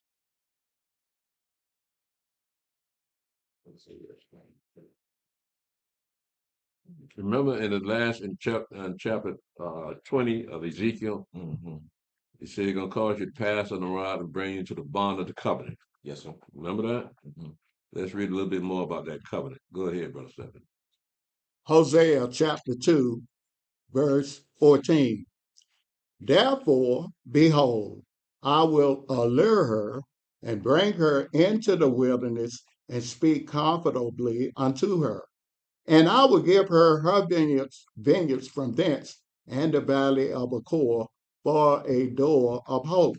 And she shall sing there as in the days of her youth, and as in the day when she came up out of the land of Egypt. Mm-hmm. And it shall be at that day, saith Yahweh, that thou shalt call me Ishai, and shalt call me no more my Lord. For I will take away the names of Baalim out of her mouth, and they shall no more be remembered by their name. And in that day will I make a covenant for them with the beasts of the field, and with the fowls of heaven, and with the creeping things of the ground. And I will break the bow and the sword and the battle out of the earth, and will make them to lie down safely. And I will betroth thee unto me forever. Yea, I will betroth thee unto me in righteousness and in judgment and in loving kindness and in mercies. I will even betroth thee unto me in faithfulness, and thou shalt know Yahweh. So marry his wife again. Mm-hmm. Yeah. The best way for me to ask this question is like Ezekiel is speaking more to Jacob, and Hosea here is speaking more to Israel. About when we like those of us that know who we are and we keep the commandments. This is who Hosea is speaking to, and it seems like Ezekiel is speaking more to those that do not keep the commandments, not know the law. As you know, what I mean, that's how these two prepare each other. It seems like, Yeah. The question is, when would that take place? When would the purging take place? Mm, And where is the solitary place? mm, Now, those are open questions that we can't read the answer. But at some point, this is going to kick in. And it says it's going to lure her and give her the valley of Achor for a door of hope. That is in southern Judah. So that'll be where you're going in. But he's speaking loving kindness to his wife here. Whereas before in Ezekiel, he's pleading with him. Right. So what it ends up doing is he's taking away those that will not be coming into the land of Israel anyway. So right here is the result of just his people that he's talking to here. I imagine that could be the ones that survive that destruction of that 2/3, right? So again, let's look at another vision of this in Revelation chapter 12. mm, You know, Elder, when you said that, I was thinking about meditating on that this week about how we had Moshe in that wilderness, that first experience. Well, we had Moshe to take us out. But see, it says now, well, you got to save yourself. Yeah, And deliver yeah, thyself, O deliver Israel. thyself, O Israel. And it said, you can see right now, Yahweh is really trying to get our attention over here. Yeah. So when you're looking at that purging, some of our people just like going back to that Atlantis thing, our people keep coming up with everything to stay here Yeah. or everything Yeah. just Yeah. to not want to leave. So some of that I'm just saying a lot of that purging is gonna happen here before we even get up out of here. You know, Because some of them just like no matter how many times we are witnessing to them and talking to them, and then Yahweh's name is all on the internet now. Even you got brothers that we may not agree with what they're doing necessarily per se, but they also do say keep the law, which points you back to the book. And a lot of people just don't. They like, I don't want to hear it. Doesn't matter. So I'm looking at that like a lot of that hurting gonna happen right here because they ain't gonna know where to go. Like Moshe was able to take us. You ain't gonna no. There's no Moshe figure to just take you now. well, you also have to consider if we don't have a Moshe type figure that they can point the finger at. You also have to remember in Jeremiah, I think in verse 51, in chapter 51, he said we got to be the he goats before the flock. So the he goats always lead the flock. So each and every one of you may be a he goat, leading the people to where they need to go. Yeah. But with Moshe, he also has elders of the people. He went and talked to elders when they was in Egypt. He had elders out there. In the camps we have elders, but outside these camps, these folks don't have no elders. They have nobody to look up to them and give them any direction. So it's like they just lost. Like it's lost because Are you talking about the Hebrew brothers? I mean, like the camp, Everybody. just everybody deal like with the different Hebrew camps. Yeah, they don't have any elders They in don't them. have elders, but it's talking about people. Like in Egypt, the elders among the people, like the oldest of the tribes, and people of the tribes, that descended deep the heads of the tribes, whatever they had all that, they knew who they were. But you look out here in our communities, ain't no older people. But it's a complete separation nowadays. So it's not nothing like okay, I got elders. Like in the camp, you got you, got Steve, you got the camp. You know what I mean? But outside these camps, they have no elders to lead them. I mean, even the politicians are getting young, and they don't have a clue what they do. You know what I mean? They just want some money, so they're like they're getting lost. Yeah, but you were correct when you said that they just don't care and they don't respect the elders. So these are the ones that are going to be purged out. And we can expect to see that considering the way we're living now. Yeah, it's dangerous. Them young black people, they're dangerous, man, to their own people. Yeah. So you can't expect them to follow leadership.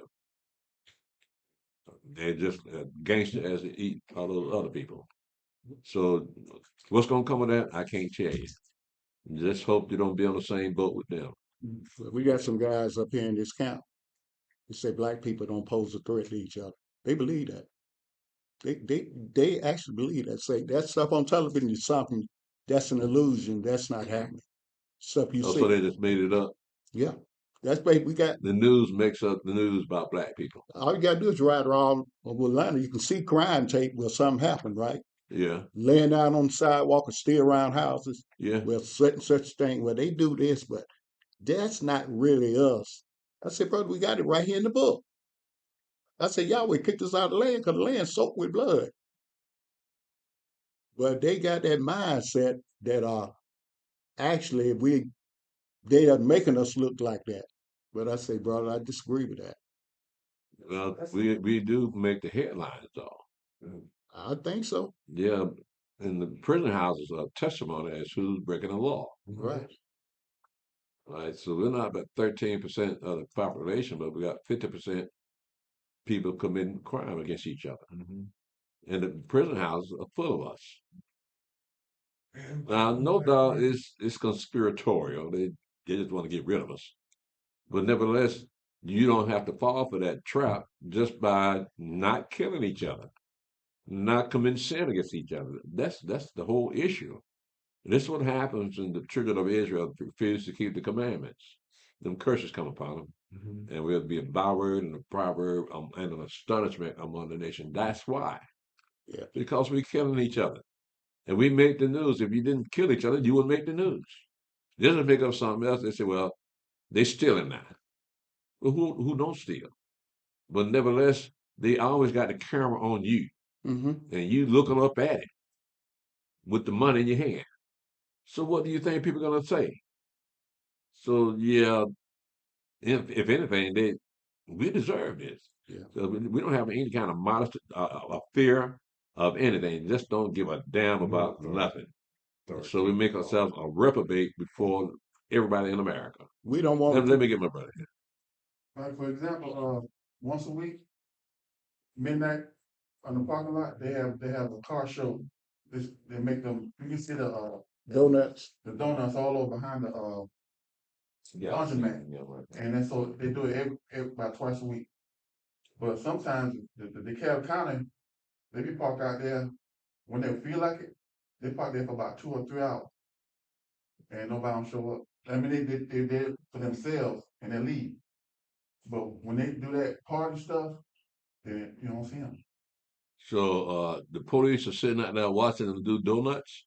Yeah, one of them was parked right by the Georgia Department of Labor. Got the lights on, not flashing, just regular blue lights, and they part of it. I think they're part of that stuff that they do, that young folks do. And I See said, what I'm damn, saying? I Yeah. see You it. can't even trust the police, man. Yeah. I know they're black policemen. We don't want to concede.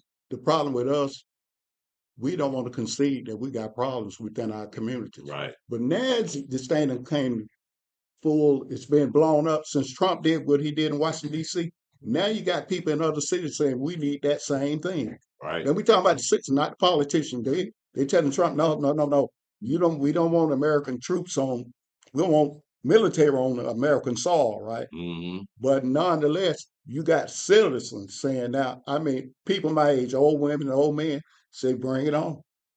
But the thing is, you got your Chicago mayor has just told the police to stand down, do not hit ICE.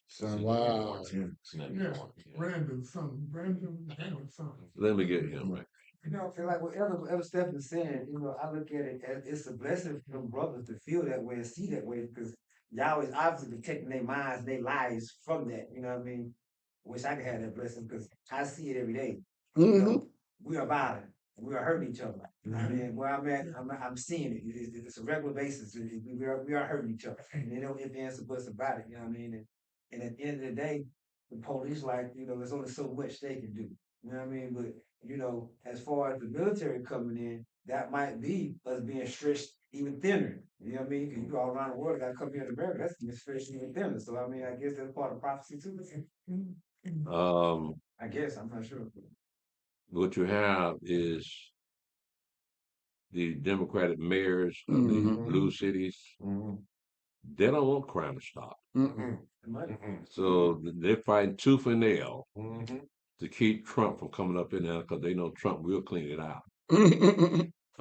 But they don't want to clean it out. Yes, sir. Now, in reference to that situation, as you say, and we see every day, those Democratic mayors over those cities, you know, it's basically it's a disgrace the way they act in the seat of authoritative power. But looking at it, you know, as far as ICE going and get the illegal immigrants, you know, we used to see more or less the migrants standing up against ICE when it first started off in LA. We used to see the migrants. You know who you see now basically standing up against ICE? Them white folks. White folks. Yeah, them white women and them white males. Now listen at this good now. 70%, I think they went back to 2016, from 2016 up until 2025. 70% of those the white males lead the list in fentanyl overdose. The white males. Oh yeah, no doubt about that. Yeah. Well, I guess I have to be like Cat Williams on that one. Yeah. Well, you got those people. You got those people that's standing up to ICE. He's talking about they just paid agitators, I know. liberal white people. That's all. Them solid Because ICE. when black people had that plague of crack cocaine, white folk didn't do a damn thing. At all. Now they got fentanyl, Mm-hmm. and they're looking for us, and we ain't gonna do nothing for them either. I don't think they reported it. A lot of people out here dying left and right by fentanyl. I done had in the last couple of years over 10 people that I know for a fact, and people that was close to me that died off fentanyl. Fentanyl is killing our people left and right. They just might not report it, but it's devastating our people right now. Fentanyl is killing our people, and it's an Yeah, addiction. That's all they're pushing. And they out here dying from fentanyl. It's crazy how many people dying from fentanyl, and they're not doing nothing about it. I'm not saying that they're not really locking people up. They tell people, well, you don't want to tell you not to use drugs, this and this. They're not going to keep the people that sell it. I mean, people are dying. Our people are dying left and right on fentanyl. Right now, well, people dying. how can people take you seriously when they use fentanyl in the hospital? Right. Right. Where they getting the fentanyl from? Making it. Yeah, so yeah, there's some games being played. So sadly, I didn't know how people falling down like that They're though. falling left and right. They're Yeah. falling left and right. They're falling left and right. Oh well, I'm sorry to hear that, man. But they can put that stuff in anything you eat, from what I hear. Mm-hmm. So you got to be careful with everything now. Putting in marijuana too. They lace it in marijuana. Say it ain't so. Yeah.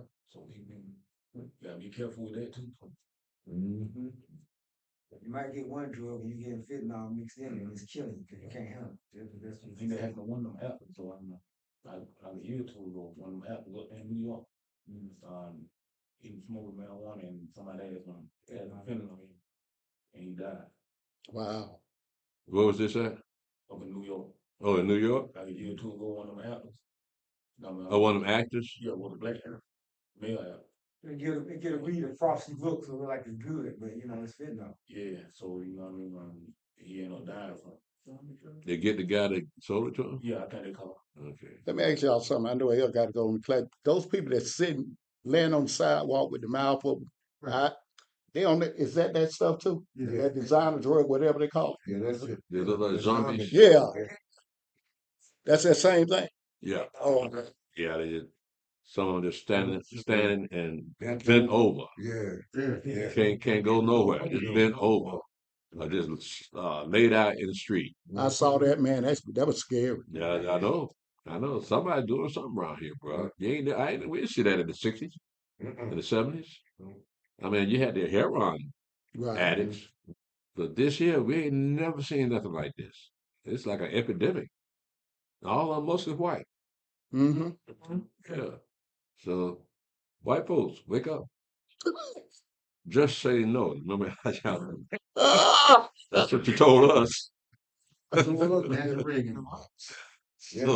we're saying the same thing. Just say no. But let's read another version of this wilderness experience, Brother Samuel. Let's pick this up in Revelation 12, verse 1 through 17. I try to skip up a little bit because a lot of it doesn't have anything to do with that. But let's look at what it means when we talk about the wilderness experience. So what you do is read verse 1 to verse 6, and then pick it up at verse 15. Revelation chapter 12, verse 1. And there appeared a great wonder in heaven, a woman clothed with the sun and the moon under her feet, and upon her head a crown of 12 stars. And she, being with child, cried, travailing in birth and pain to be delivered. And there appeared another wonder in heaven, and behold, a great red dragon having 7 heads and 10 horns and 7 crowns upon his heads. And his tail drew the third part of the stars of heaven and did cast them to the earth. And the dragon stood before the woman, which was ready to be delivered, for to devour her child as soon as it was born. So we know in physical time that happened during the reign of King Herod. And he being put in place by the Roman Empire. So that would be the government when it says, and there appeared another wonder in heaven, and behold, a great red dragon having 7 heads and 10 horns and 7 crowns upon his head. That would be representing the Roman Empire.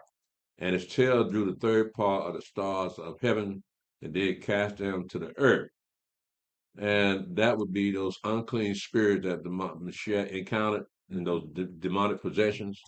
That would be those those stars that have been cast down to heaven from the tail of that red dragon. And the dragon stood before the woman, which was ready to be delivered, but to devour her child as soon as it was born. So that was King Herod, but he didn't get that. He didn't get the news after the child was born. The child would have been about 2 years old by then. So he sent out all of Bethlehem to kill every child under two and under, trying to get the Mashiach. So, Elder, we could look at that same demonic activity going on today, right? And what's going on, like you said, we seeing things that haven't been seen before on a and most people, no matter what nation, they are saying this is biblical. What's happening? Because we can see now it's almost time for the Mashiach to make his return again. Right. So we're looking at you're looking at that same scenario. Is that kind of like that same scenario here? That what we looking at right now? All this demonic activity going on right now. That happened here. Here in America. I mean, just in general, yeah.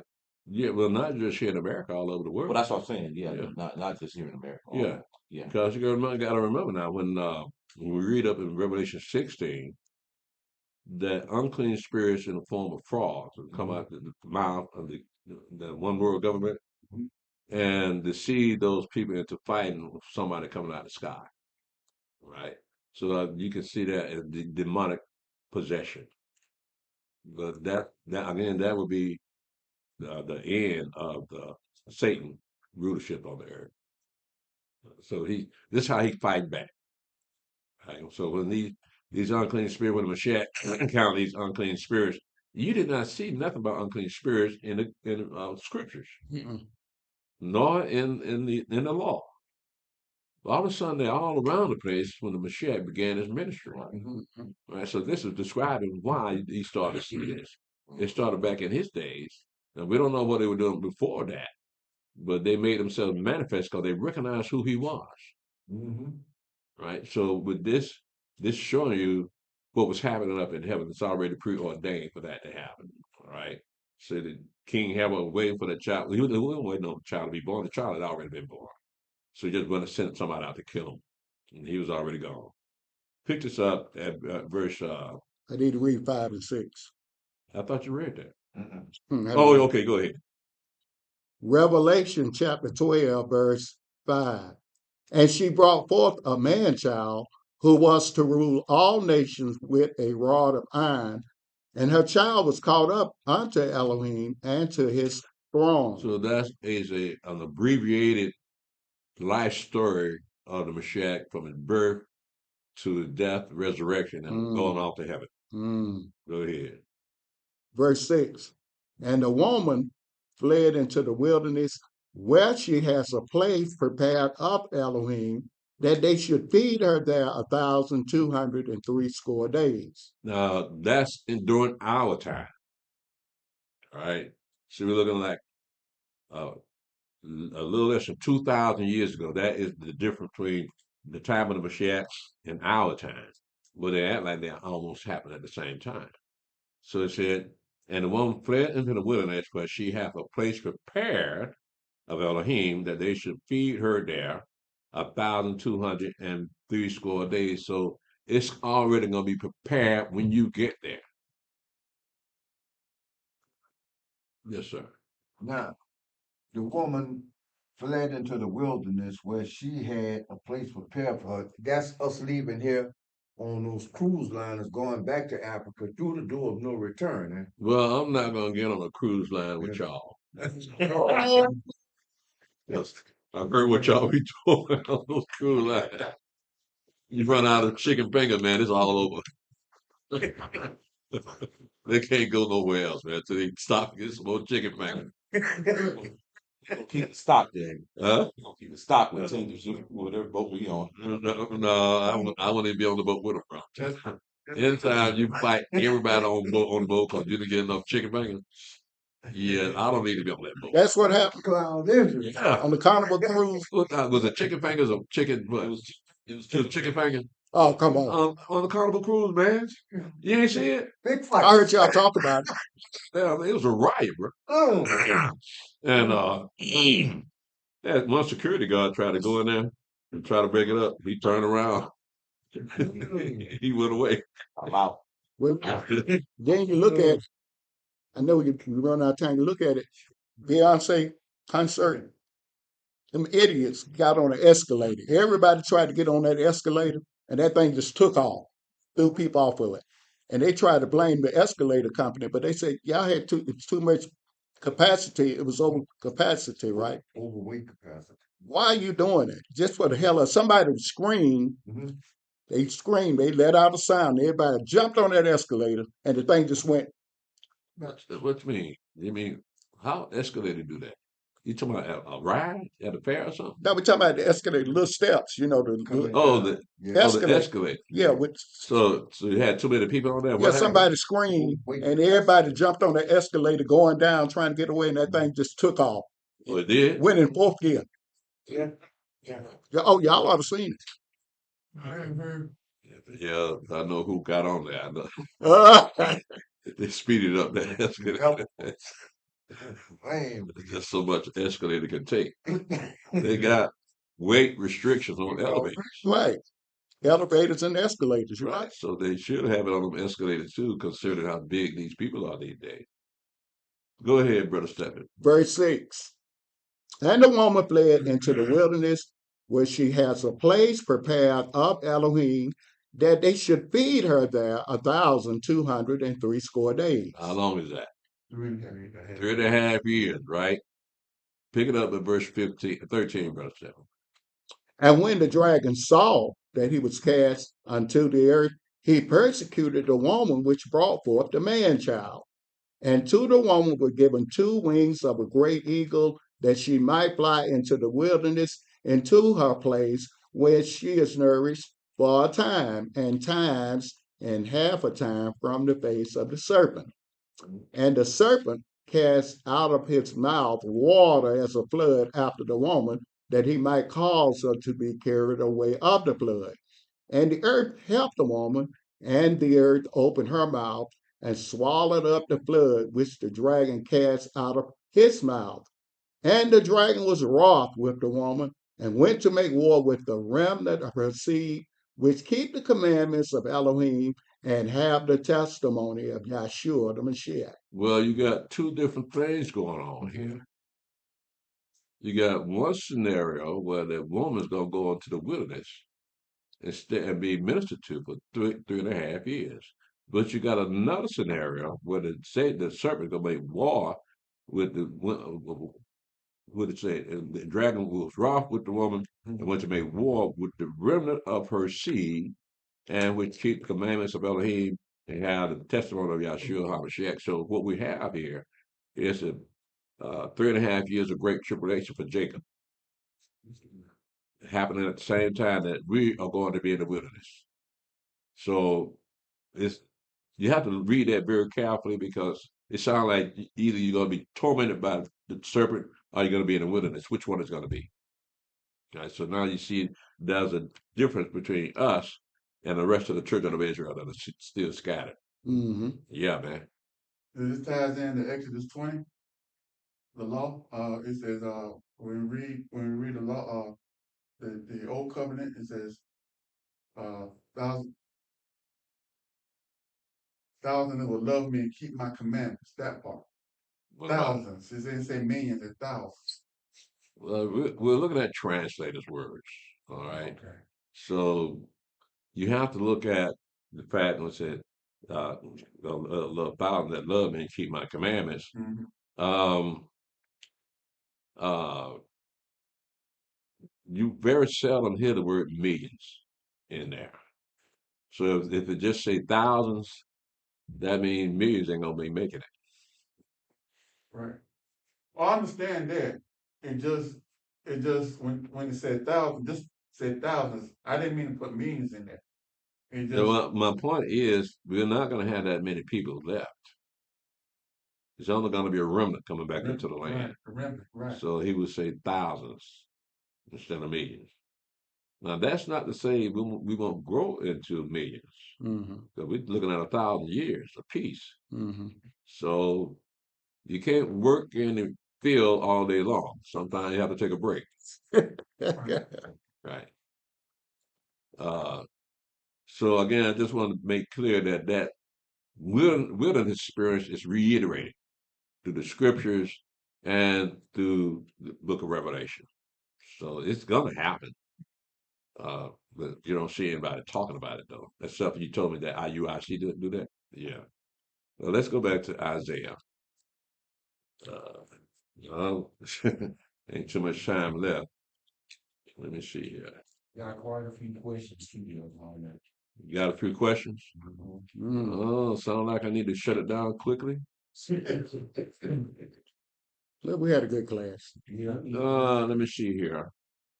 Yeah, we're gonna skip over Isaiah 36 through 39 because Isaiah 36 and 39 merely speaks about Sennacherib coming up to King Hezekiah and trying to remove the people of Israel out, no, actually the house of Judah out of the land of Israel, and he's going to give them another land. And Hezekiah pleaded with Yahweh to help him out. So that was that whole story. So in Isaiah chapter 36 to chapter 39, it's also reiterated in Second Kings and in Second Chronicles. So you got three versions of Sennacherib coming up to threaten the children of Israel, and they all basically word for word saying the same thing. So I'm gonna before we get dismissed, does anyone have any more questions? I just want to make a comment. Brother Yahshua, he was talking about our people staying here, but I stand on the same premise you stand on.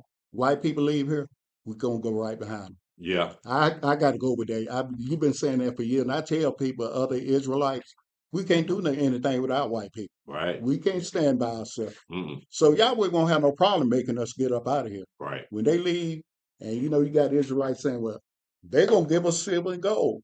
Where's that written? That's not written anywhere in the book. They're going to take their stuff with them, right? Right. Yeah. Yeah, they're taking everything with them. They're leaving nothing for y'all. Do you blame them? So see, Yahweh make me understand that this is their country. That's So right. how would you feel if they was in your country talking all that smack that you talk to them here? You get them out. Oh, we get away with it. You know what? If we had to go to somebody else's country, we wouldn't make it because these white people don't spoil us. Yeah. They let us get away with Yeah. everything. Well, we still slaves. Because we do just like our brother. He say anti-Semitic, and we say you're a racist. They have to back up. Yeah. Let's see what's on chat.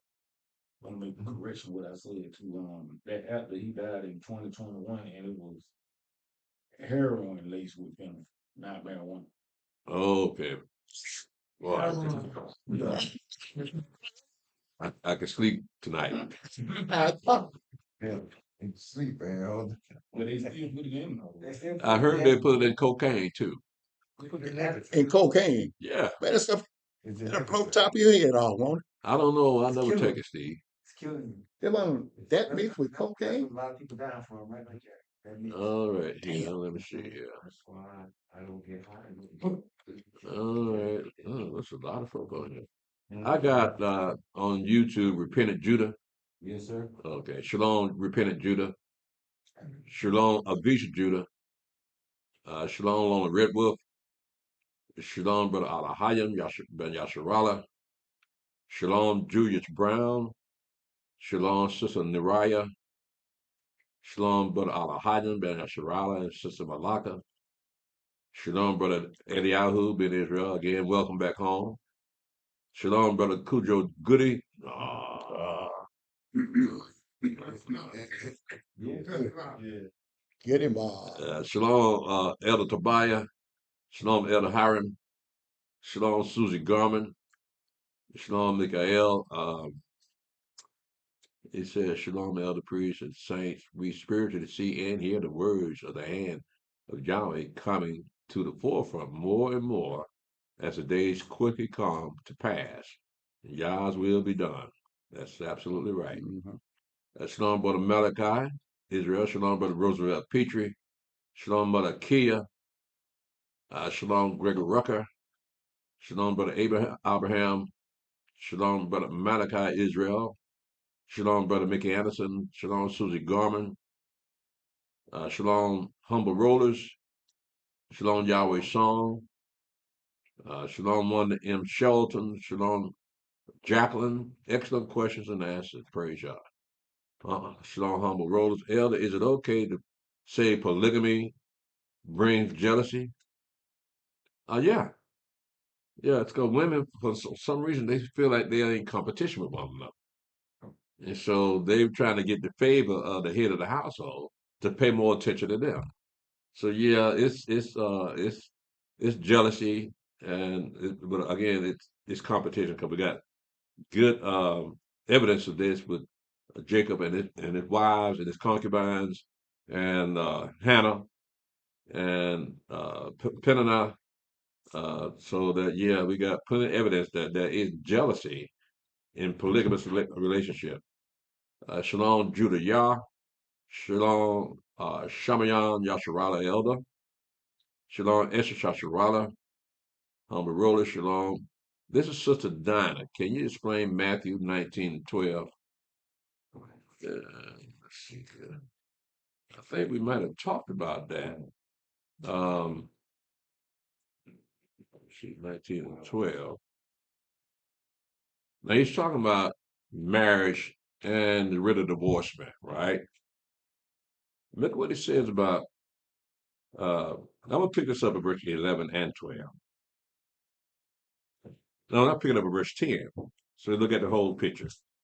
This is Matthew 19, verse 10 to verse 12.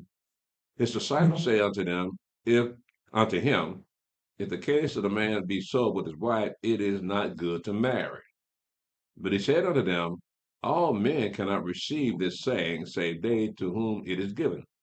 For there are some eunuchs which were so born from the mother's womb, and there are some eunuchs which are made eunuchs of men, and there be eunuchs which have made themselves eunuchs for the kingdom of heaven's sake. He that is able to receive it, let him receive it. What he said is that there are people that are born without genitalia. Mm-hmm. You call them eunuchs. And there are some people that are made eunuchs by other men for a specific purpose, such as overseeing his harem, like in the book of Esther. They're very trusted people, and they're loyal people, so they looked at eunuchs in that way.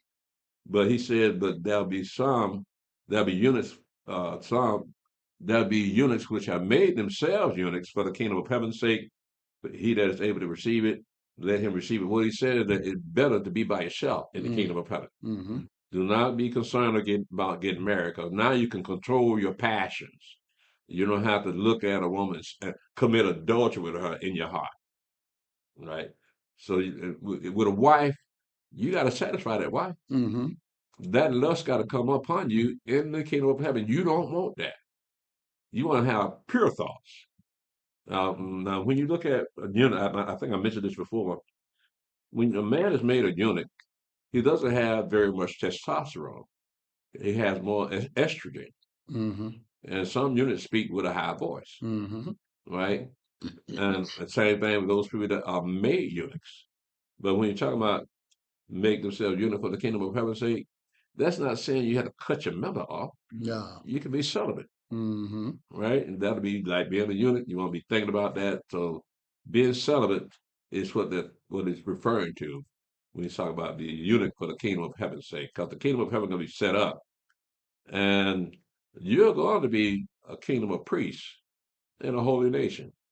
So in that capacity, you will know how to control your passions, because the priest have to be a certain way all the time when he ministering to Yahweh. Yeah, the priest can't have lust on his mind, thinking about his wife when he minister, because his mind ain't on it. And before you know it, fire shot out and killed him, right? Because his mind wasn't on Yahweh. So that's what that means, humble rollers, Sister Dinah, that it's best not to have that kind of those fleshy thoughts that we're used to. And the eunuch doesn't have fleshly thoughts because he can't do nothing. Shalom, repentant Judah. Shalom, soul in Israel. Shalom, Shebrew natural. I like that. Shalom Thomas Miller. Shalom Brother Jacob in Israel. Shalom Ezra in Israel. Shalom Hezfire. Cyber attacks is the heat of the way you're talking about. I was saying, cyber attack, you trying to figure out what the other way of America was gonna be. Cyber attack, yeah. Cyber Yeah, beside the EMP, Yeah. you got those cyber attacks. Yeah, that's what I was looking for. Appreciate it. Shalom, Brother Adrian Davis, congratulations, my brother. Glad to hear you pulled out of that thing. Mm.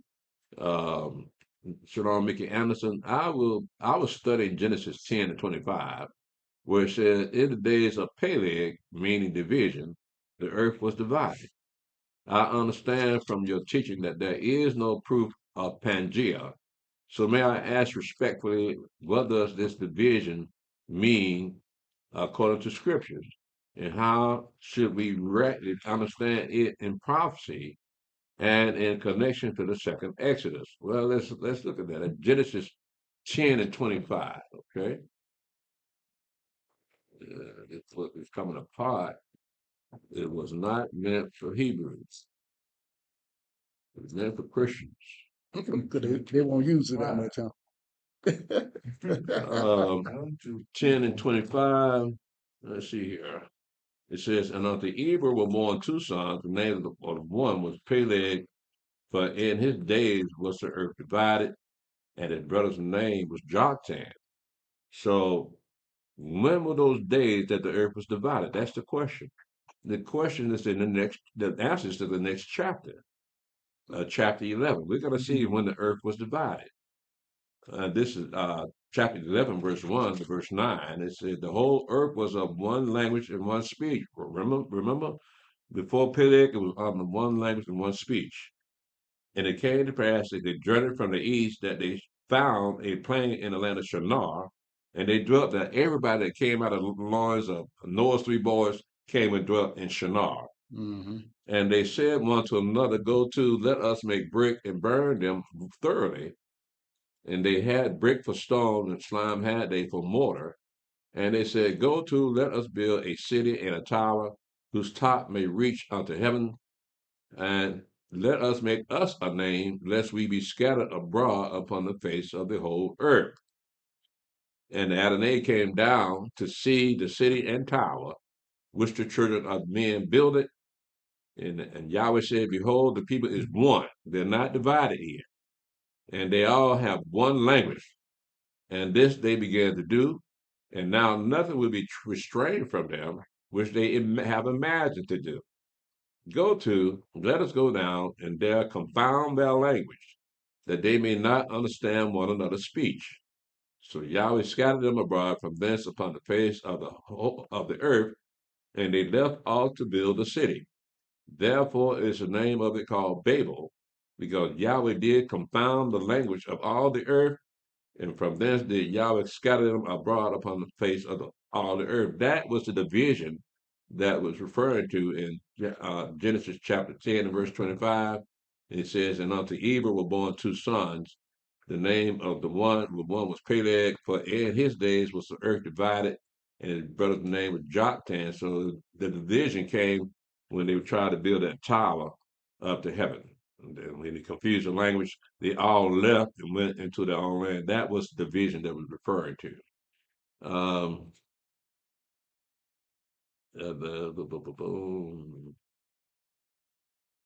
Yeah.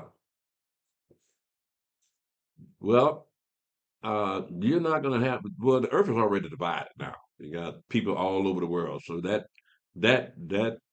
actually had come to pass. And so the question remains though: if all these people came from Noah's three boys, all the boys had the same skin complexion.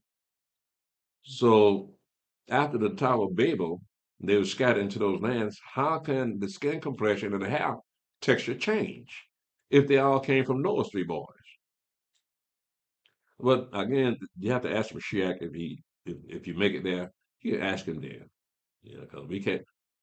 Some people say because some went to the north and they became paler, and some went to the south became darker. So you can't really prove that because you got white people that have been in South Africa for generations. They still white. That's right. So I don't think the song got anything to do with that. Mm-mm. Shalom. I hope that helped you out, Brother Mickey. Shalom, Mother Marsha. Shalom, Mother Leah. Brother Mickey said, Elder Genesis 2 and 7, when Yahweh blew the breath of life into man, how does this connect with Psalms 110 and 4 and Hebrews 7? With the order of Melchizedek have something with the breath of Genesis 2 and 7? Well, let's look at the Psalm 110, verse 4. Let's see, that sounds like uh, the Melchizedek Psalm.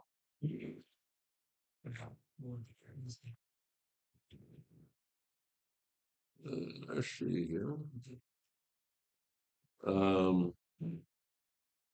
Yahweh has sworn and will not repent, thou art a priest forever after the order of Melchizedek. Now look at that. Let's start at verse 1.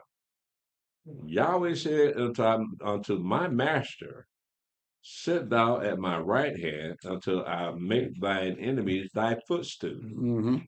Yahweh shall send the rod of thy strength out of Zion, rule thou in the midst of thine enemies. Thy people shall be willing in the day of thy power, in the beauties of holiness from the womb of the morning, thou hast to do of thy youth. Now, the focus is on someone else, right? Because it says here in verse 1, Yahweh said unto my master, who said this? David. Mm-hmm. Yahweh said to my master, so David has a master. Sit thou at my right hand until I make thine enemies thy footstool. Verse 2, Yahweh shall send the rod of thy strength out of Zion, rule thou in the midst of thine enemies. That is still the master he's referring to. Thy people shall be willing in the day of thy power, in the beauties of holiness from the womb of the morning. Thou hast the dew of thy youth. Yahweh has sworn and will not repent. You are a priest forever after the order of Melchizedek. So again, whoever this is, Melchizedek, when you read about it in Hebrews chapter 7, you see that Melchizedek had no beginning or no end, neither father or mother. So in other words, he was a spiritual being that was more like an angel, but he had the position of a priest. It's a priesthood that is entirely different from the Aaronic priesthood. Mm-hmm. In the Aaronic priesthood, you had the duties of priests is light the incense, make the animal sacrifices, sprinkle the blood around the altar. But this is another priesthood here. This Melchizedek priesthood, that's a totally different priesthood. So that is the only way that the Mashiach could be priest of his people, not through the Aaronic priesthood, because Aaronic priesthood came through Levi. But this Melchizedek priesthood will be the Mashiach who came out of Judah. Mm-hmm.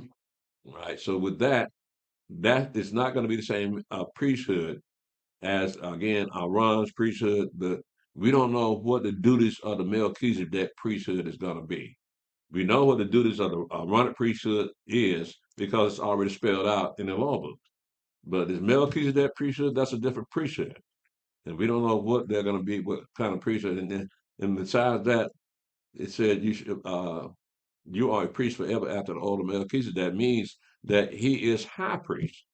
The Mashiach is not just a priest. Now, when you look up into Genesis, you see that Melchizedek was a priest of Yahweh, ruling over Salem, over Jerusalem, right? But Mashiach going to be high priest. They're not the same. So we don't know exactly what all that means, but we know that we have to learn about this Melchizedek priesthood under the Mashiach, because he's going to be calling the shots. And that's why I said, no man can come to the Father but through me. Because the priest has to make intercession for you when you commit sin. Yeah, the breath of life, the Melchizedek priesthood. No, because this is a spirit. Melchizedek is more of an angel than a flesh and blood person. Mm-hmm. So that breath of life doesn't have anything to do with Psalm 110 and verse 4. You got two different types of entities here. You got, now I know, and I always ask this question, with Adam and Eve. And this what got your issue so pissed off with me. I said Adam and Eve did not have belly buttons. Mm-mm. Mm-mm. And your wife begged to differ. She couldn't understand how can anybody go without a belly button. That's because they weren't born. That's right. People that are born have belly buttons. Mm-hmm. Adam and Eve weren't born, so why would they have a belly button? But again, that might be the reason she left America and brought you with her. See, you didn't have to do that. Man, he talked about me. Look what he did. Look what he just said. Some people you got Yahweh's law and you got the Mashiach law. And you know that Aaronic priesthood or Levitical priesthood fall upon the Yahweh's law. And I think some people think that you got the Mashiach law, and that's what the Melchizedek priesthood is gonna fall up under the Mashiach law, meaning the same thing that the Mashiach already teaching. So that's gonna be the Melchizedek priesthood. Yeah. So that's what some people are already thinking. Well, that we're going to be going by the Mashiach's law in the kingdom. That's the Melchizedek. Well, when you go by the Mashiach's law, you're not really going against Yahweh's law. No, that's what I'm saying. You're not going against Yahweh's law, but as far as when you say that we're gonna have to learn, what the Melchizedek priesthood is about. Some people think that the Melchizedek priesthood is up under the Mashiach law, just teaching that. So, I don't heard people kind of, I don't see people on Facebook kind of, stir toward that way that's what the Melchizedek priesthood is about, the Mashiach law. Yeah, he's going to be he's going to have that rod of iron to rule with, so that represents law. Right. So they say they're not going to be under Yahweh's law, but going to be Yeshua's law. Well, that the Melchizedek priesthood is the Mashiach law. That's what it's basically about. Well, how can that be when he just got into the priesthood? Melchizedek was already on the scene. So they're saying that he's going to take over the Melchizedek priesthood and establish his law. When Mashiach reigns, you got to gonna be a dual priesthood. But the Melchizedek priesthood is just keeping Yahshua's law. That's basically what it's about. Yeah, well, I can see that because you're still going to have the animal sacrifice. So the Aaronic priesthood still has to be in effect. Right? But they're not going to conflict with one another. Right. And Melchizedek priesthood has more to do with your personal behavior. As far as committing sin and making atonement for your sin, yeah, that would be under the Aaronic priesthood because blood covers your sin. Right. But they're not mentioning blood in the Melchizedek priesthood. Right. So we have to learn what that's going to be about. But when you look at that, it's basically to me a title. It means an everlasting priesthood, right? Yeah. That's what I get out of it because we don't know anything about it yet. Right. So, right. But he's a high priest. Because he was an angel, he didn't have no beginning or end. So that the Mashiach, his priesthood is going to be like that. Yeah. They're going to be dual priesthood. You got one that's carnal and you got one that's everlasting, right? Right. Let me get him, then I'll get you. Isn't the Mashiach's law just a magnification of aspects of the regular law? It's still the same law. It's just magnified. Right. But it's still the same law. Right. It's still the same law. So there's really not no difference. Right. Well, take for instance the law that says thou shalt not commit adultery. Right. What does the Mashiach law say about that? To look upon a woman, you've already committed adultery. So he's taking it to another level.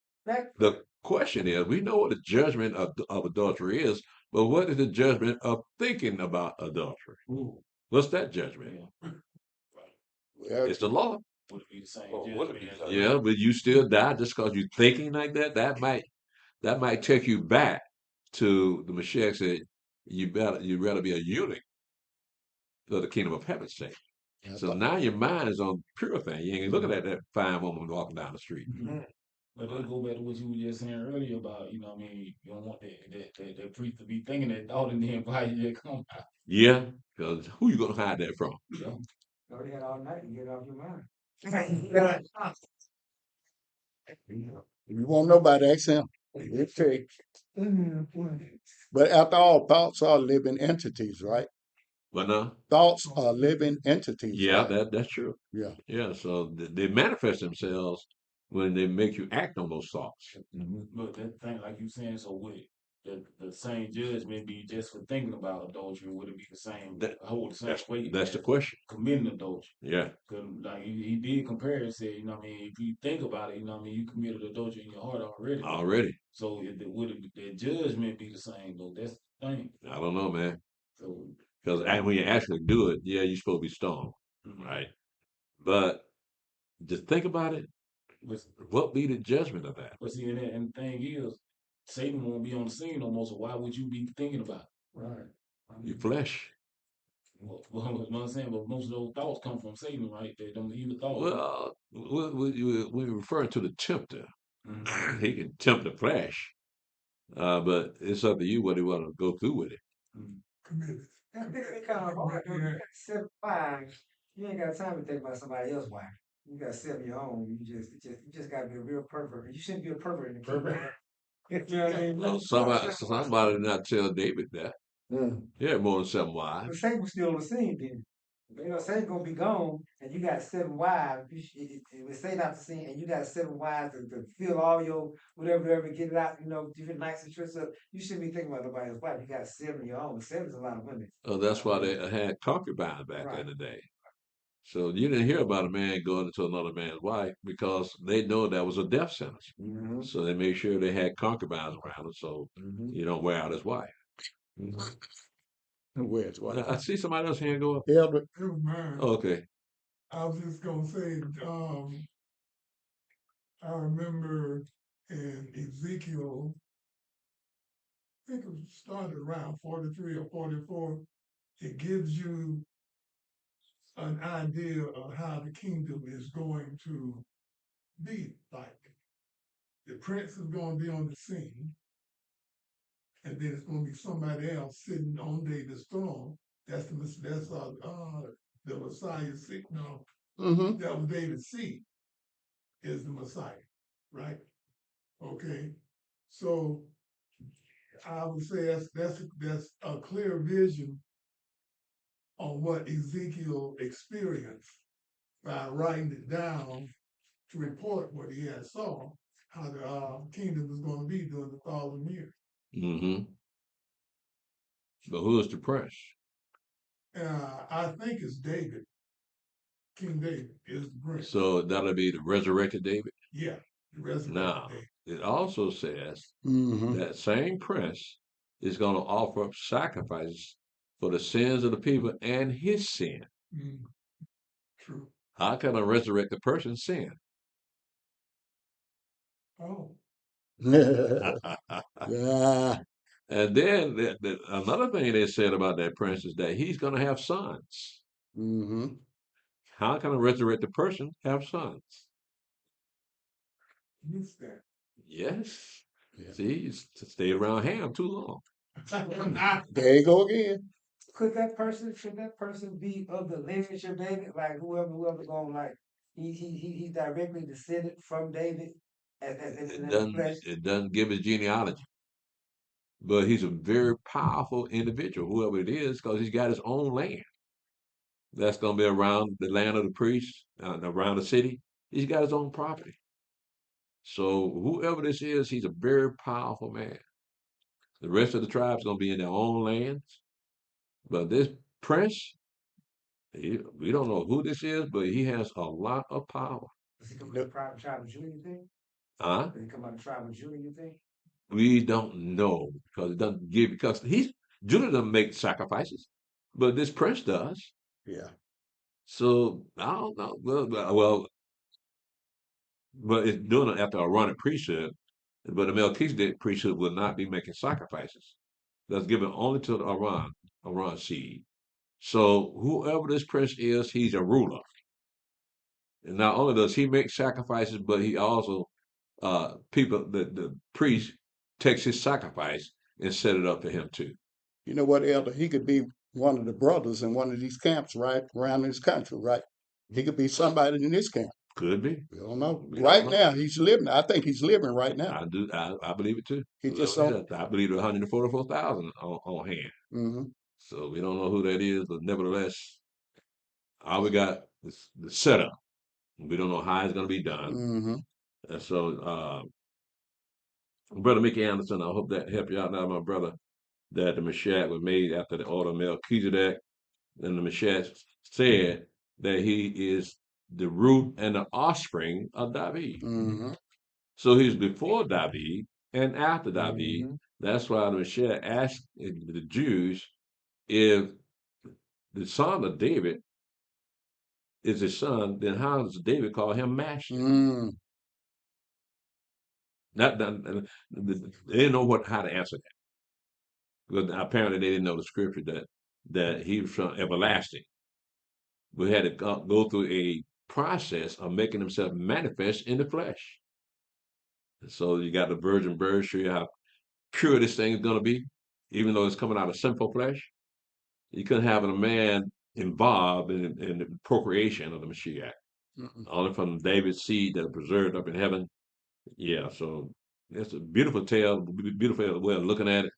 That David recognized him too, because that said, he said, "My master said unto me," he says, uh, Yahweh said unto my master, "Sit thou at my right hand until I make thine enemies thy footstool." Right. So this David has a master, and this is his son. That's the. But they do have to bow down to him. That's right. He's going to be King of Kings, isn't he? He'll be king of his daddy. That's unheard of. Yeah. Yeah, but the kingdom of heaven has not heard of new heaven, new earth not heard of. So a lot of things not heard of that we're going to experience. So you can't put Yahweh in a box then, right? No.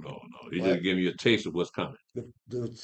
you would think that David would be king, right? But actually, to be the Mashiach, and David to be a prince up on the king. That's right. But that's Yahweh's doing. But it seems like it's out of sequence. But that's where he does things. I know. Who knows the mind of Yah? Yeah. The prophecies concerning David,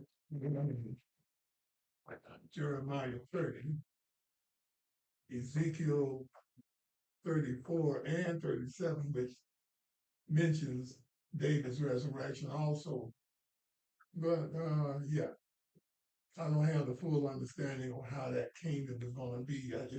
I'm just looking at what's been reported, and I'm just looking out for the signs. That's all. Uh-huh. I'm just looking out for the signs. That's all. Well, yeah, it can be a little confusing, but it's still some order to it. There's just some pieces missing. All right, so that's done on purpose because there are some, like Elder used to say, there are built-in mysteries in the book. Yeah. So if you knew all the answers, then why even read the book? Why even repent? All right, so yeah, it just shows you Yahweh's mysterious. So you don't know Yahweh. You don't know what he's gonna do. Just be thankful he gave you what you got now. Yeah. Yeah. I think that'll move David's body somehow along been moved because like with Abraham's step, because that's one of the most heavily military guarded Muslim sites. You know what I mean? As far as the Muslim site, the military sites, one of is Abraham and it's step because that's step there. But with David's body being in Jerusalem, buried in Jerusalem, after all these years, especially with the Edomites over there, it seems like they would have. Somebody might have messed the body or the tomb or something. He might think he be already resurrected now and just not showing himself, maybe. David? Yeah. But at a No, certain time, he got to be resurrected. no, because first of all, he got to be recognized Okay. that is King David. Now we know he's going to have a new body, so nobody's going to recognize him anyway. So that means he has to be manifested somewhere among his people. So that's why Eddie Yaakov said probably out there in that wilderness, there's going to be manifested. Mm-hmm. Right. So he'll be the one. He knows the land, and he's a military man. So with somebody leading the charge that cannot die, yeah, he might be out there in the wilderness with us. At the time that Yahweh brings us into the wilderness, that's when he may be made manifest. Okay. All right, going back on what we were just talking about as far as like the judgment for your thoughts or whatever. And we were saying, you were saying that because Satan tempted us, right? He's the tempter, but when we in that kingdom, you know, he's gonna be bound for 1,000 years. So if we think those thoughts, it's because of our own lust, right? Yeah. And I was just reading that in James chapter 1, verse 12, where it was saying, "Blessed is the man that endured temptation. But when he is tried, he shall receive the crown of life, which the Adonai has promised to them that love him. Let no man say when he is tempted, I am tempted of Elohim, for Elohim cannot be tempted with evil, neither tempt he any man. But every man is tempted when he is drawn away of his own lust and enticed. Then when lust has conceived, it bringeth forth sin. And sin, when it is finished, bringeth forth death." So when that judgment still be the same as actually thinking about it, because it's saying right here, when lust is conceived, it bringeth forth sin. And sin when it is finished, bring forth death. So if I'm thinking a thought of adultery, when that thought, you know what I mean, bringing forth that lust and then bringing forth sins which lead unto death. In the kingdom, Yeah. um, depends on what the sin is. I mean, you can lust at anything, not just flesh. Yeah, but I'm just saying, yeah. Well, we got judgments for things outside of adultery that has to be atoned for, and that's where the animal sacrifice kick in. So it's still coming. They still gonna have the animal sacrifice. Okay, yeah, I know, yeah, but I'm talking about like those series, like even when Mashiach was saying that he that, you know what I mean, the hated his brother in the heart is a murderer, you know what I mean? So if you get angry, he that get angry with his brother without a cause or something like that, you know what I mean? Like, He's in danger of the judgment. yeah, you're in danger of the judgment. So because you just thinking about it though, you ain't actually did nothing. Yeah. You angry with your brother without a cause. Yeah. You know what I mean? Like you ain't did nothing to your brother. You just angry with him without a cause. But you say you in danger of the judgment. Where's that in the Torah? Just because you're angry with your brother. I mean, the law said you shouldn't bear a grudge against your neighbor. They say speak not even against him too. Yeah. Right, but what is the judgment? I don't know. But Mashiach said he in danger of the judgment. So. Well, he never elaborated on what that judgment. He may be referring to the kingdom of heaven when he said that. Now, not because we don't have any judgment. But the kingdom of heaven. Now, when okay, now that's a different scenario. The kingdom, you know what I mean? So if that is true in the kingdom of heaven, we still have to wonder what the judgment is. So we're looking at the Mashiach law, and the Mashiach law doesn't really cover that much of a judgment. It tells you, it magnifies the law to make it honorable, right? But what happens when you break the Mashiach law? Spiritual, it's a spiritual break. Right. So what happens to you? What is your punishment? What is your judgment? That's what I'm trying to see. Cause like, you know what I mean? Like, I mean, and you're angry with your brother without a cause, danger of bringing forth judgment. Right. And like you said, he that hated his brother, you know what I mean, in his heart is a murderer, right? You know what I mean? He didn't actually do nothing, you know what I mean, against him, but Mashiach said you're a murderer because you hate your brother in your heart. You know what I mean? So would the judgment be the same as an actual murder? Because you hating your brother in your heart, you know what I mean? Mashiach said you're a murderer. That's Mashiach's law. Yeah, that's what I'm saying. So if you bear a grudge, you hate somebody, yeah, you might die. That's what I'm breaking saying. the Mashiach law. Yeah, that's what now that's what you call keeping things in order. So you can't even think of nothing like that because you know what the judgment is going to be. Right. Now that gives you some idea of the mindset of the people in the kingdom of heaven. So you're going to have these wars breaking out because of lust or because of something somebody did to somebody, because you know that your very thoughts could get you killed. Yeah. Like with that, I'm with Hezekiah saying, go back to, let's say, adultery. Now, with the thought, it hits in your mind, and hold on, I shouldn't be thinking like that, you know, contrary heart, you know, whatever. But then that's a little different than it hits your mind and you dwell on it like, yeah, okay, Yeah, well, nice, you know what I mean? But that's them two different thoughts. So I mean, I know. is it levels to that thought process of it being adultery? Because it hit your mind, you looked at it, oh, But see, that's the thing. Like sometimes when those thoughts pop in your head, it might be Satan, but Satan gonna be bound. Right. So you know what I mean. That's why I was just reading in James where it said that you know what I mean. Every man is tempted when he is drawn away of his own lust. Right. So that'll be something that's already in your heart then. So that's different. And if you bear a grudge against your brother, you bear a grudge against him that made him in the image of him, right? So you in trouble. Yeah, well, again, it's going to be totally different in the kingdom of Oh heaven. yeah, no doubt. Yeah, Your thought process ain't going to be the same. I think so, because when Yahweh brings all this wrath upon the serpent and everything, man, it's just everything's gonna change. Yeah, And you got what the beast and the false prophet and lake of fire, the unclean spirits cast out of the land, and Satan in the bottom of the pit. You gonna have pristine thoughts, right? You should. Let me put it like that. right, right. So again, all that's leading up to the new heaven and new earth. So your mind got to be straight, because you're gonna have that kind of thought, those kind of thoughts in your mind on that new earth. No. So yeah, again, this is a training time for you.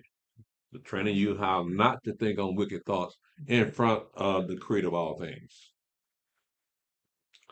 Uh, yeah, brother Mickey, that was a good question, my brother. But yeah, I think I answered you. Judah, should one not be planning for the future? I'm just asking because I feel lost a little. I have no idea how to plan for the future when I'm ready to go, because we have no idea when Yahweh is coming and life is still going. Um, Good point. What I would caution to you to do is don't make no long-term investments. Uh, you can live life, but you can't prepare for what's going to come upon the earth, Mm-mm. right? Because you don't know how Yahweh's going to come at America. But what we do know is it's going to come suddenly, and nobody's going to be prepared for it. According to the prophecy, it comes suddenly upon them. And how can you prepare for something that's going to come upon you suddenly? So the main thing is get your mind prepared for that to happen, and you can go from there.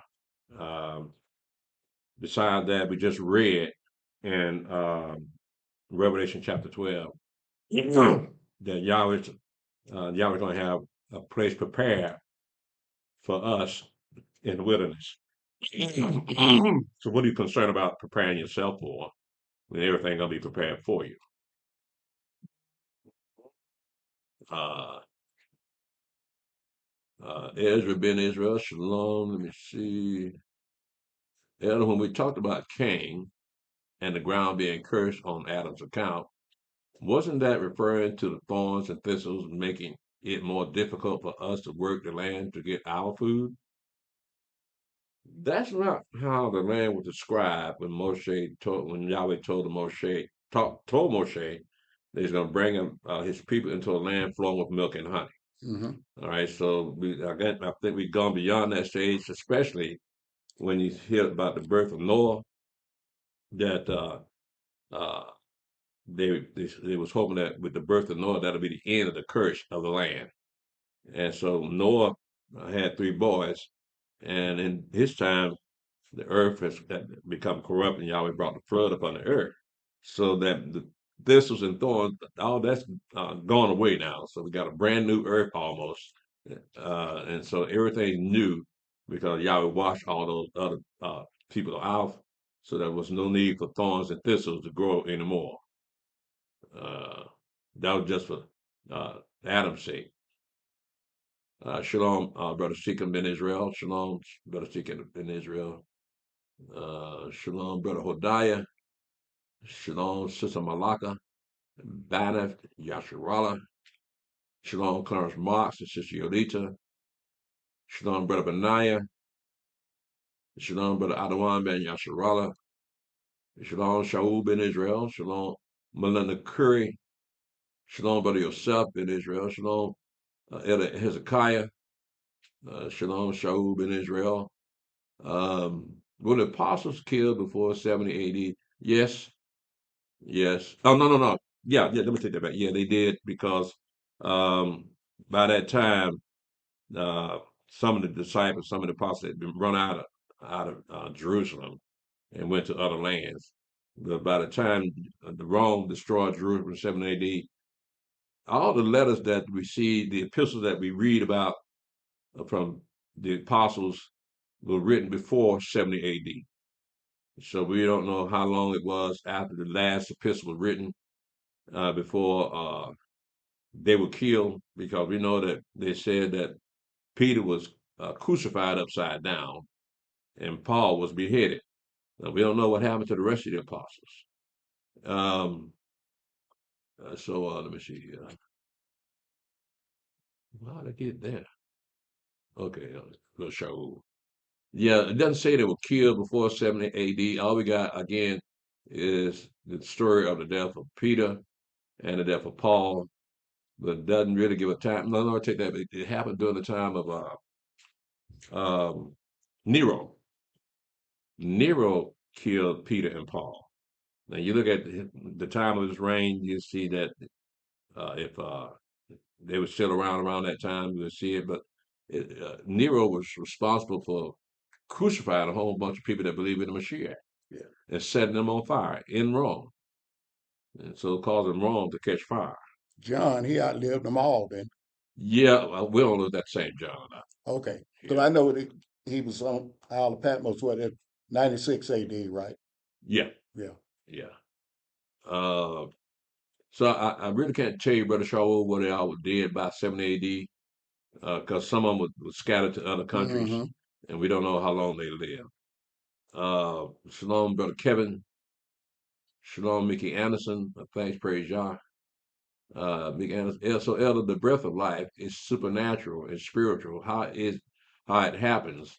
Because when we at funeral, the dead are not breathing, but the living is. So it has to be an order to connect or cut off the two. What's that called? Well, we're looking at the breath of life. You do not breathe on your own. You don't have any power to breathe. Yahweh gives you that power to Mm-hmm. breathe, right? It doesn't come from anyone else. It's Yahweh's mercy and grace that He gives you the ability to breathe. You can breathe while you're awake, and you can breathe while you sleep. Who ever heard of such a thing? Right? So, yeah, that breath is not your breath. It's Yahweh giving you that breath. Mm-hmm. Right? You can't do this by yourself.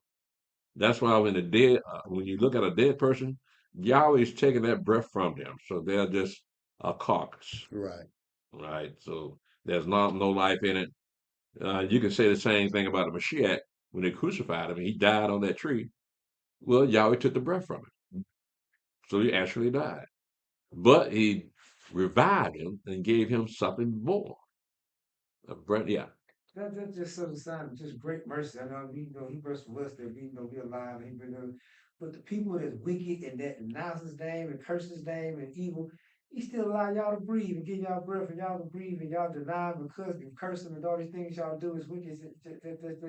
We just talking just then just showed me how merciful he is. Like he give you mercy, like he let the wicked breathe too. I'll give y'all life and I'm gonna let you keep breathing and you can keep denying me and cursing me. I'm gonna still let you breathe. That's just super mercy right there. That's crazy. Yeah, they're still gonna be judged. They'll be judged, but right now I'm letting you breathe. I mean, I'm giving you life to breathe and letting you breathe. I take a breath from you now.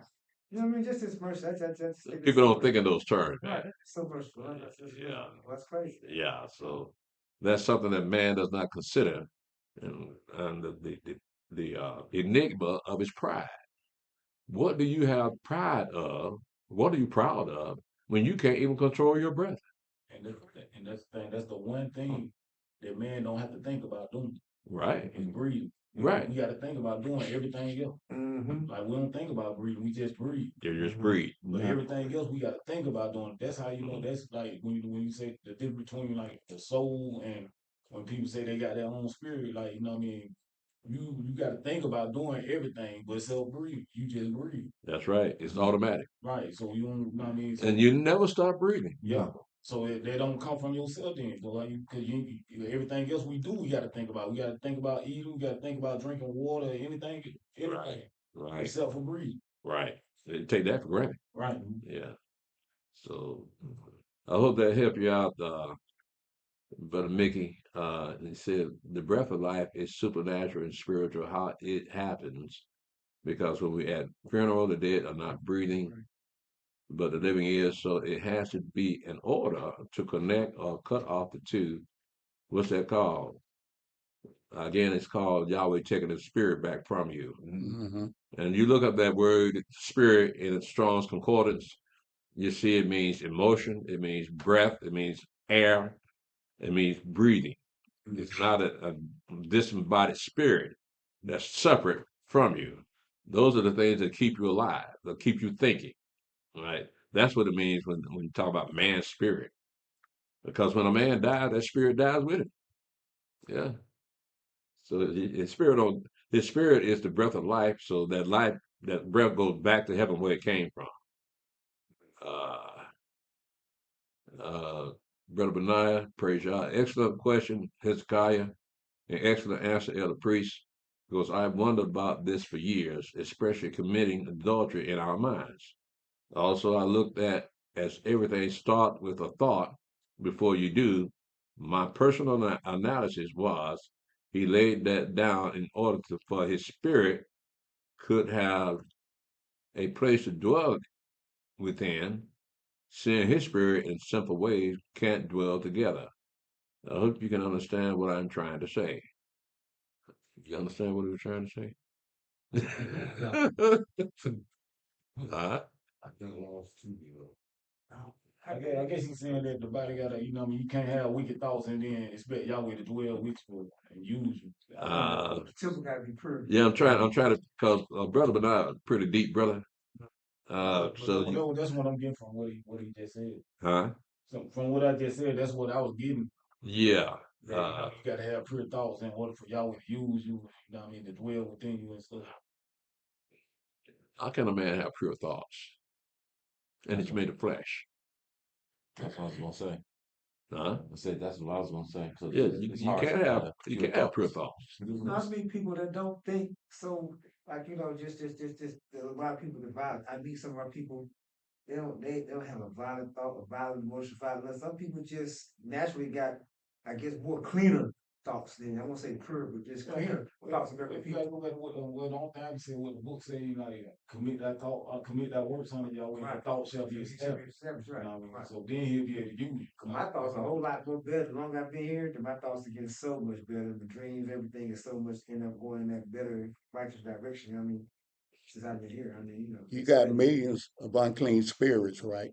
You can't keep clean thoughts. Not all the time. They say, yeah, because the spirit You have your moments. Yeah. They're all over the earth, right? Yeah. You put forth effort, though. more than people. Yeah. Yeah. Then that thing walk by you. I think we understand what you're saying, Brother Benaiah. When you say,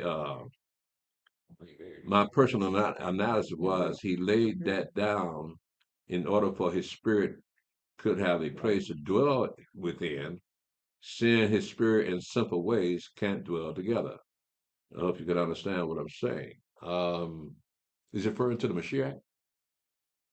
I guess, yeah. Okay, well, you can't say the Mashiach had in simple ways, though, because he committed no sin. No, he's talking about we have simple ways. We got simple ways. Yeah, and I get in order for the spirit to dwell with us, we gotta clean our thoughts and stuff.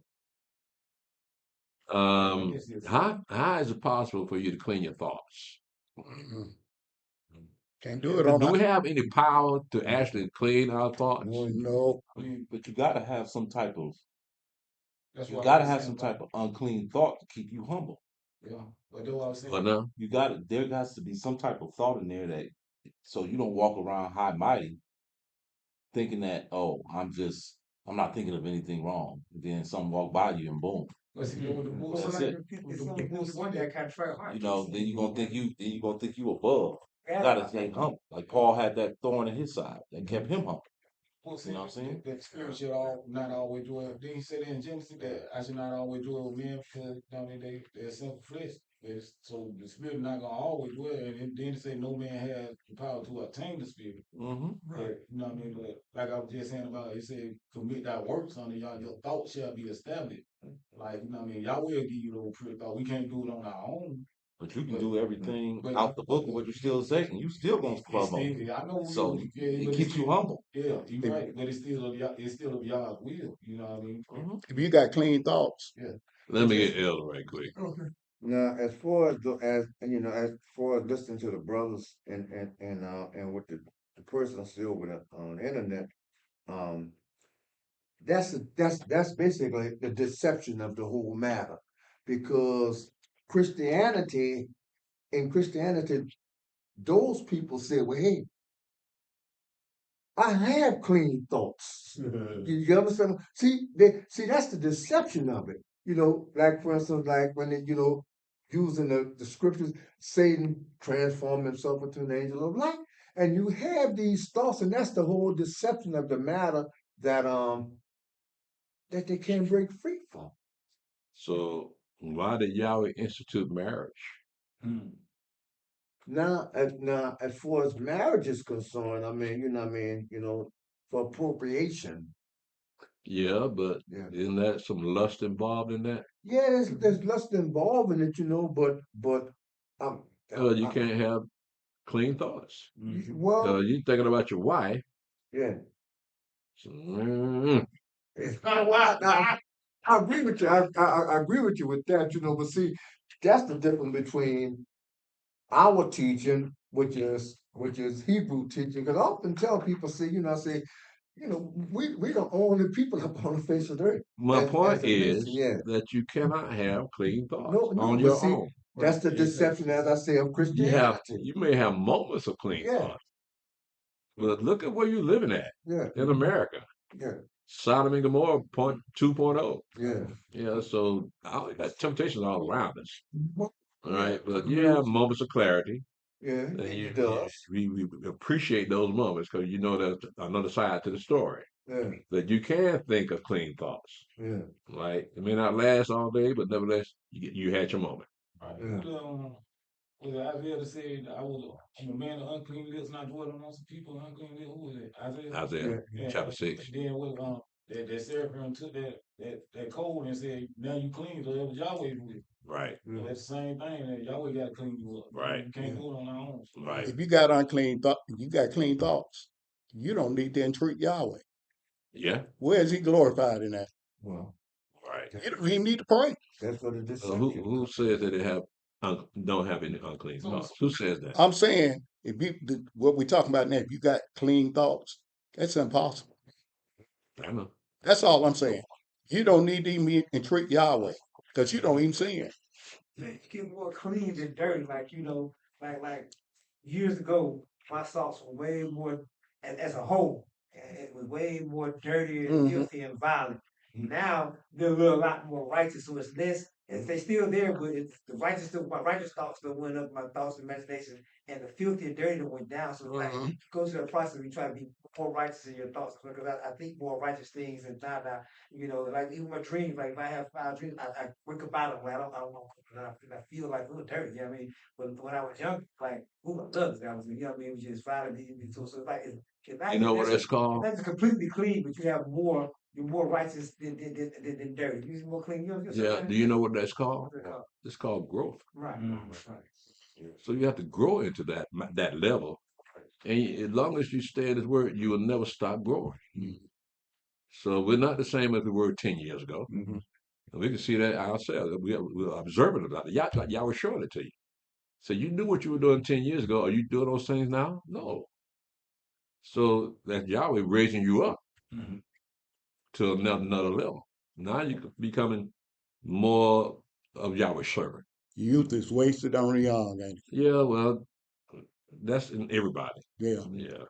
Let's continue. I think I got you, Brother Benaiah. Shalom, Timmy Turner.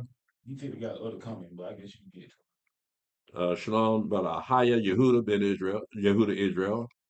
Shalom, Mickey Anderson. Again, Ezra Ben Israel. I understand what you said, Elder, but where I grew up in Seattle, there were always storms when we tried to lick the blackberries.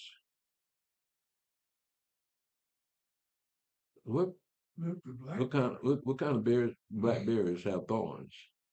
You know what that was on the different bushes. Yeah. Y'all, you know. Briars? Briar. Okay, those are briars. I remember picking blackberries, but I don't. It's been a long time since They had them on there. Did they have thorns back in the day? Get wild whenever. Yeah, that's growing wild. It's called sticker fries or something like that. Yeah, I remember going down in the country picking some blackberries, and I went to put my hand in the bush, and I saw a snake. Oh wow. I said, "Okay, not going there today."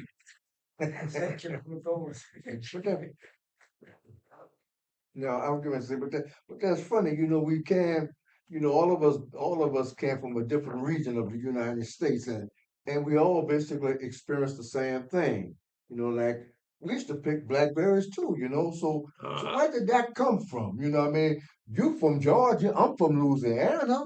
These other brothers from maybe some other regions of the United States, and we all did the same thing. well, we had what you call migrations. Hmm. So somebody from Georgia might have migrated to Louisiana. Somebody Yeah, from Louisiana might have migrated to Georgia, yeah. and so they brought their ways with them. All right. So blackberries were picked back in those days Yeah. in both places. So it's not necessarily where we learned it from; just Hmm. people brought it to us. I got you. Yeah. All right. Um, yeah, brother Ezra. Let's see, I'm sure what you said, Elder, but where I grew up in Seattle, there were always storms when we tried to lick the blackberry. Now you gotta pick them first. Don't let I know he didn't mean it like that. see he jumped on him, didn't Uh, pick the blackberry. Now he's not saying pick the blackberries. Brother Bernard says, work with me, Elder. That's a question. Like as in getting us ready for the coming of Yeshua to be called into the 144,000. How about that, Elder? Preparing us for battle. Well, it never really crossed my mind to be prepared for battle, considering how old I am.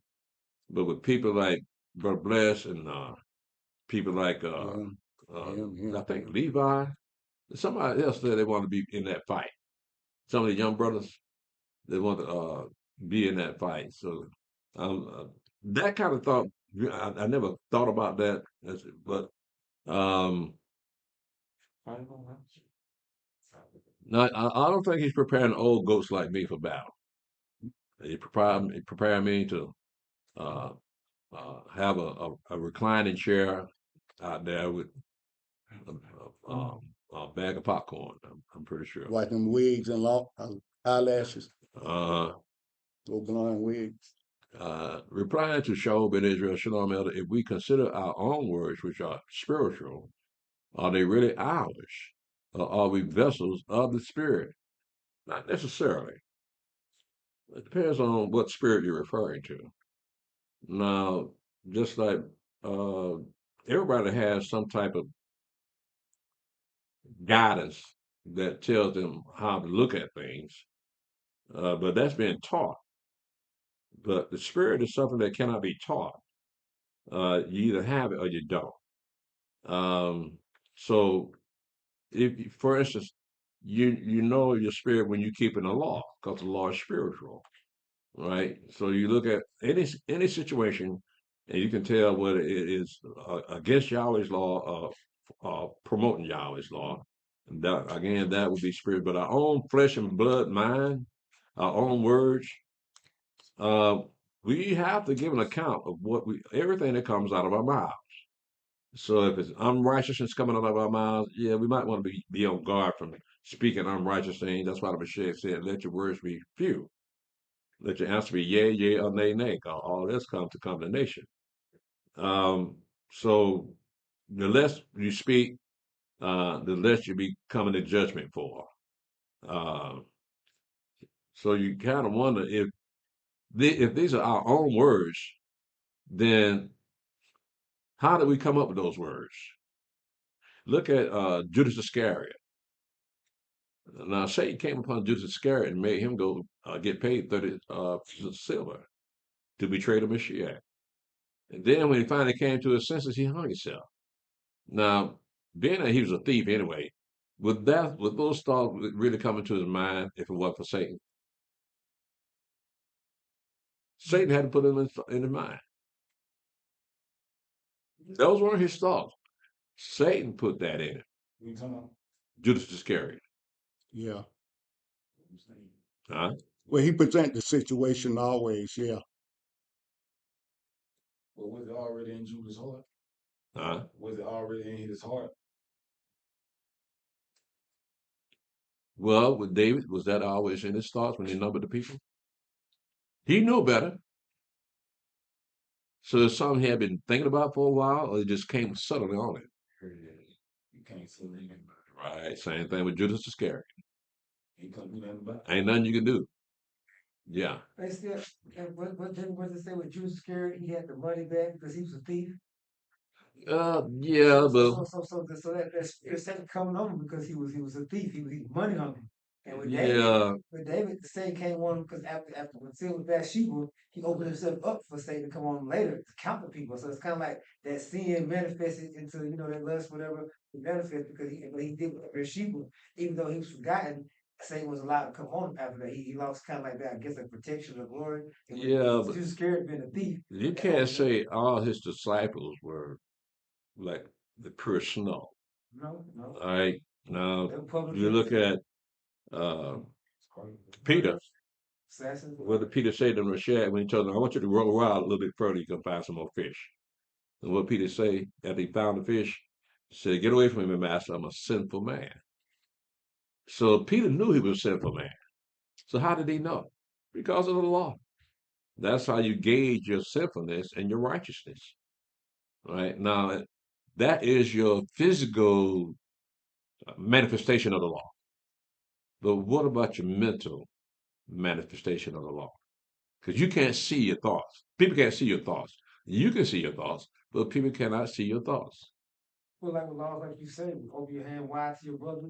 That's a Well, mental part of the law. You know what I mean? yeah, that's Love that law. neighbor as thyself. That's a mental part of the law. They weren't catching on back then. That's law. So again, the law is spiritual, right? So as long as your mind is on that law, you'll be walking in righteousness. People like saying that You don't have to be guilty enough. law of covenant. We really can't see somebody covenant. It starts in their mind, right? Hmm. So they really don't cut. They cover it in their mind. Right, right. But what's the judgment for that? Yeah. You know, I mean, it's still saying the same thing about you having sinful thoughts, and coveting is a sin if you covet something, right? Right. But what was the judgment for coveting? Didn't say. didn't say. Right. But you know, I think where the it's I think it's one of the letters of Paul when they said something about there's no sin greater than the other or something. That's how some people. That's how a lot of Christians say. There ain't no sin greater than the other. They talk You about may be referring to James chapter Yeah. 1. the same thing I did. Yeah, when you talk about there is no law greater than no sin greater than other sin. Mm-hmm. I think that's in James All chapter. sin is sin. Yeah, all And sin is sin. That's what they and he say. said, But they don't understand there's different judgment for sin. Yeah, and he said yeah, some sin, I recommend a man don't pray for it. Right? yeah, Yeah. yeah. Uh, let's see.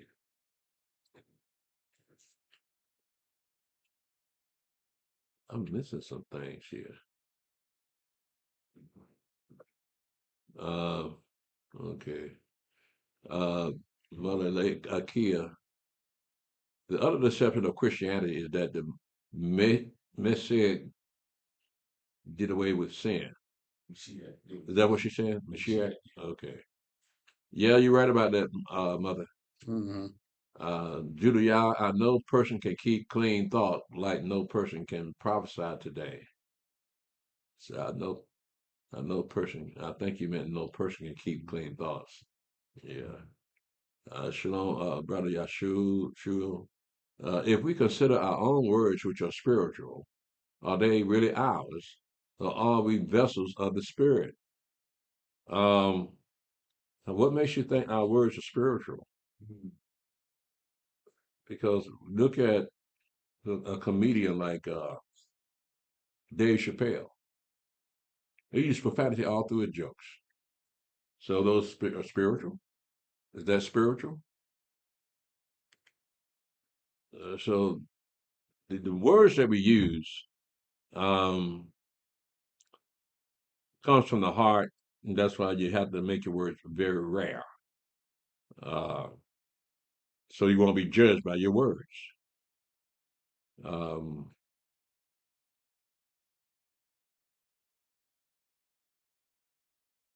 Um, it depends, Brother Shaul, it depends on how you view yourself as it aligns with the spirit. So if you're walking in the spirit, that means you're walking in the law. So that is one manifestation of the spirit that you really can't see. You can't see a spirit, but you can see the action that the spirit brings that makes that person do something. Like that spirit that caused a person to shoot up the Catholic school. What kind of spirit was that? Right? So the spirit that makes you want to go visit the sick or pray for people. What kind of spirit is that? So it's what's going on up in here that lets you know that you're walking in the spirit because the spirit, the laws of Yahweh are good. So you don't have any goodness in yourself. That's why we have, again, in marriage, you have to have lust for your wife. But if you don't are not married, you don't have to worry about lust. You do those things that please Yahweh. A married man has to do the things that please his wife. Mm-hmm. Right? So how, is that a sin No. to do those things to please your wife? Mm-mm. Than to do those things that please Yahweh? Mm-mm. Yahweh put you together. That's right. So you got to do the duty of a husband and the duty of a wife. Right. And that means your mind can't be on Yahweh at nighttime. I agree. That's a good point. All right. So she laying next to you, you laying next to her. Say, what's up, Shawty? That's his favorite saying, Charlie. so, Hooky. so how can your mind be on Yahweh and Shaw right next to you? That's a hard one, bro.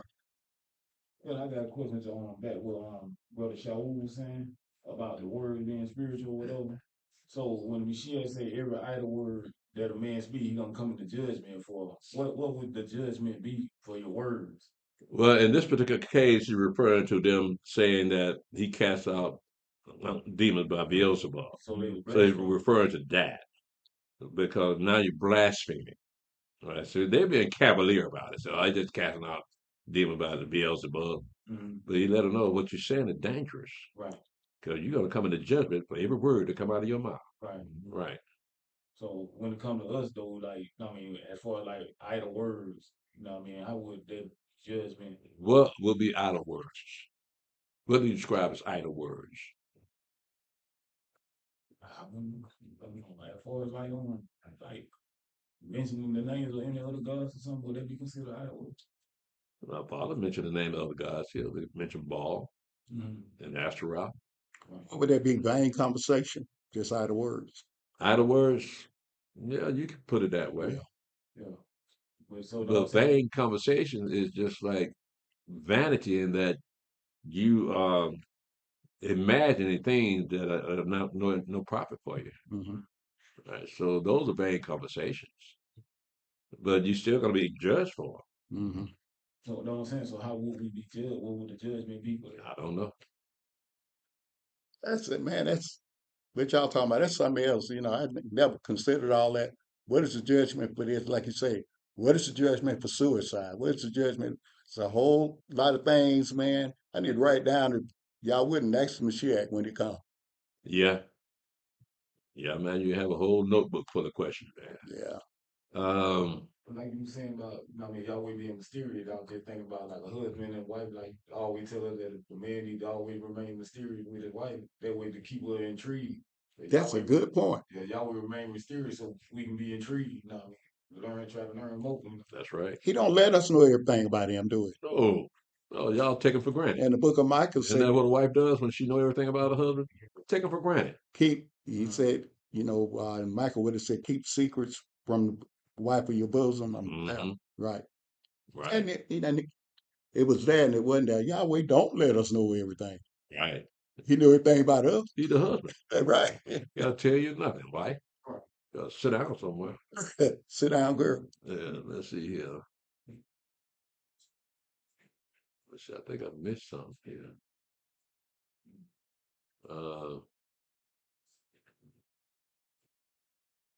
Yeah, Judah Yah, right? They can't prophesy today.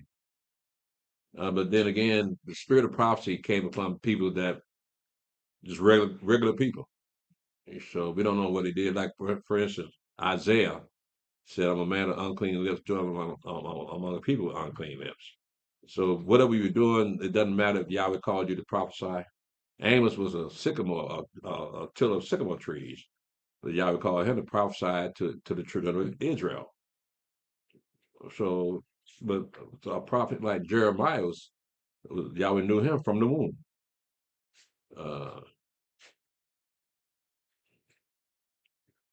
See, Shalom, if we consider our own words, which are spiritual, are they really ours? Or are we vessels of the Spirit? Yeah, you got that one, man. Okay. Brother Bernard said, but we can't forget about the new bodies, Elder Priest. Well, you're right about that.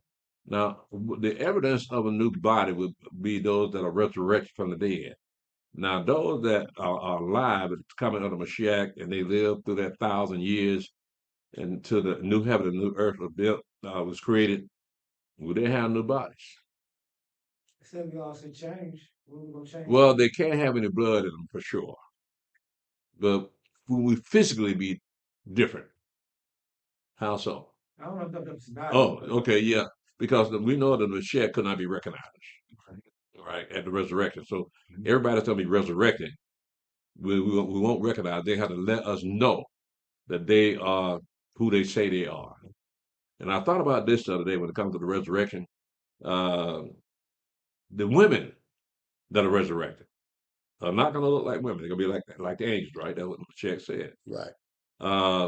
So an angel might walk up on you. A person that's been resurrected might walk up on you and say, "Hey, I'm your great great grandmama," Mm-hmm. but you like a dude. Right.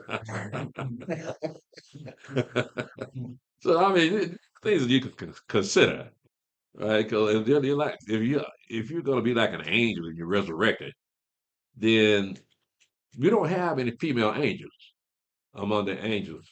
You got those female angels that had the wings of a stork, but they didn't say nothing. But the rest of the angels look like men. Mm-hmm. All right. So in the resurrection, the Mashiach say they neither marry nor given in marriage, but are as the angels. So that means when the women are resurrected, they're gonna look like men. Mm-hmm. So you're gonna see your great great grandmother come up to you, looking like a dude. What you gonna do? Like you said, what would be the purpose of a female on that new earth? Seeing it's not going to be any lust or anything around him that created all things. Mm-hmm. Yeah. But I said, thank you for your answers, Elder Priest. Yahweh willing, I can actually come down and sup with Yahweh in the near future, Yahweh willing. Shalom, Kim folks. Okay, praise Yah, looking for you. So those that are alive when Yahshua comes will not get new bodies. I'm asking for clarity. We receive a lot of off information from being on the Donald Lee. That was he say his name? Donald Lee? Yes. I thought you said, yeah. But I go way back. He remember he says. Yeah. He was up there, it says, Well, up in North Carolina. What benign you talking about? This one live in Alabama. Yeah, he texts us all the time. That's the question, Brother Benaiah. If you're living through that 1,000 years and you'll be in good health, and you know that flesh and blood cannot inherit eternal life, the kingdom of Elohim, then will you have a new body? Would your body be reconstituted to live without blood? So people made with blood do not live forever. So it's a good question. You just got to be wait long enough to see what the answer is. Because I'm not going to sit here and just make up something. I mean, I gotta give an account of whatever I say, whatever I teach. I gotta give an account of it. So I'm careful not to say things that I cannot uh, justify in what I'm saying. Okay, I'm gonna go ahead and shut this down because it's going on 2 o'clock. It's just one more, yo. Is one more? You skipped over Shalom. He was correcting what he said. He said, "Is this the one? Sorry, Elder, I had duplicate questions." I think I was referring to ministering spirits and deceiving spirits. Thank you. Okay, that's the one I missed. Mhm. I'm sorry about that, Brother Shaul. You're right though. We do have ministering spirits of those that inherit of eternal life. So nothing can happen to you.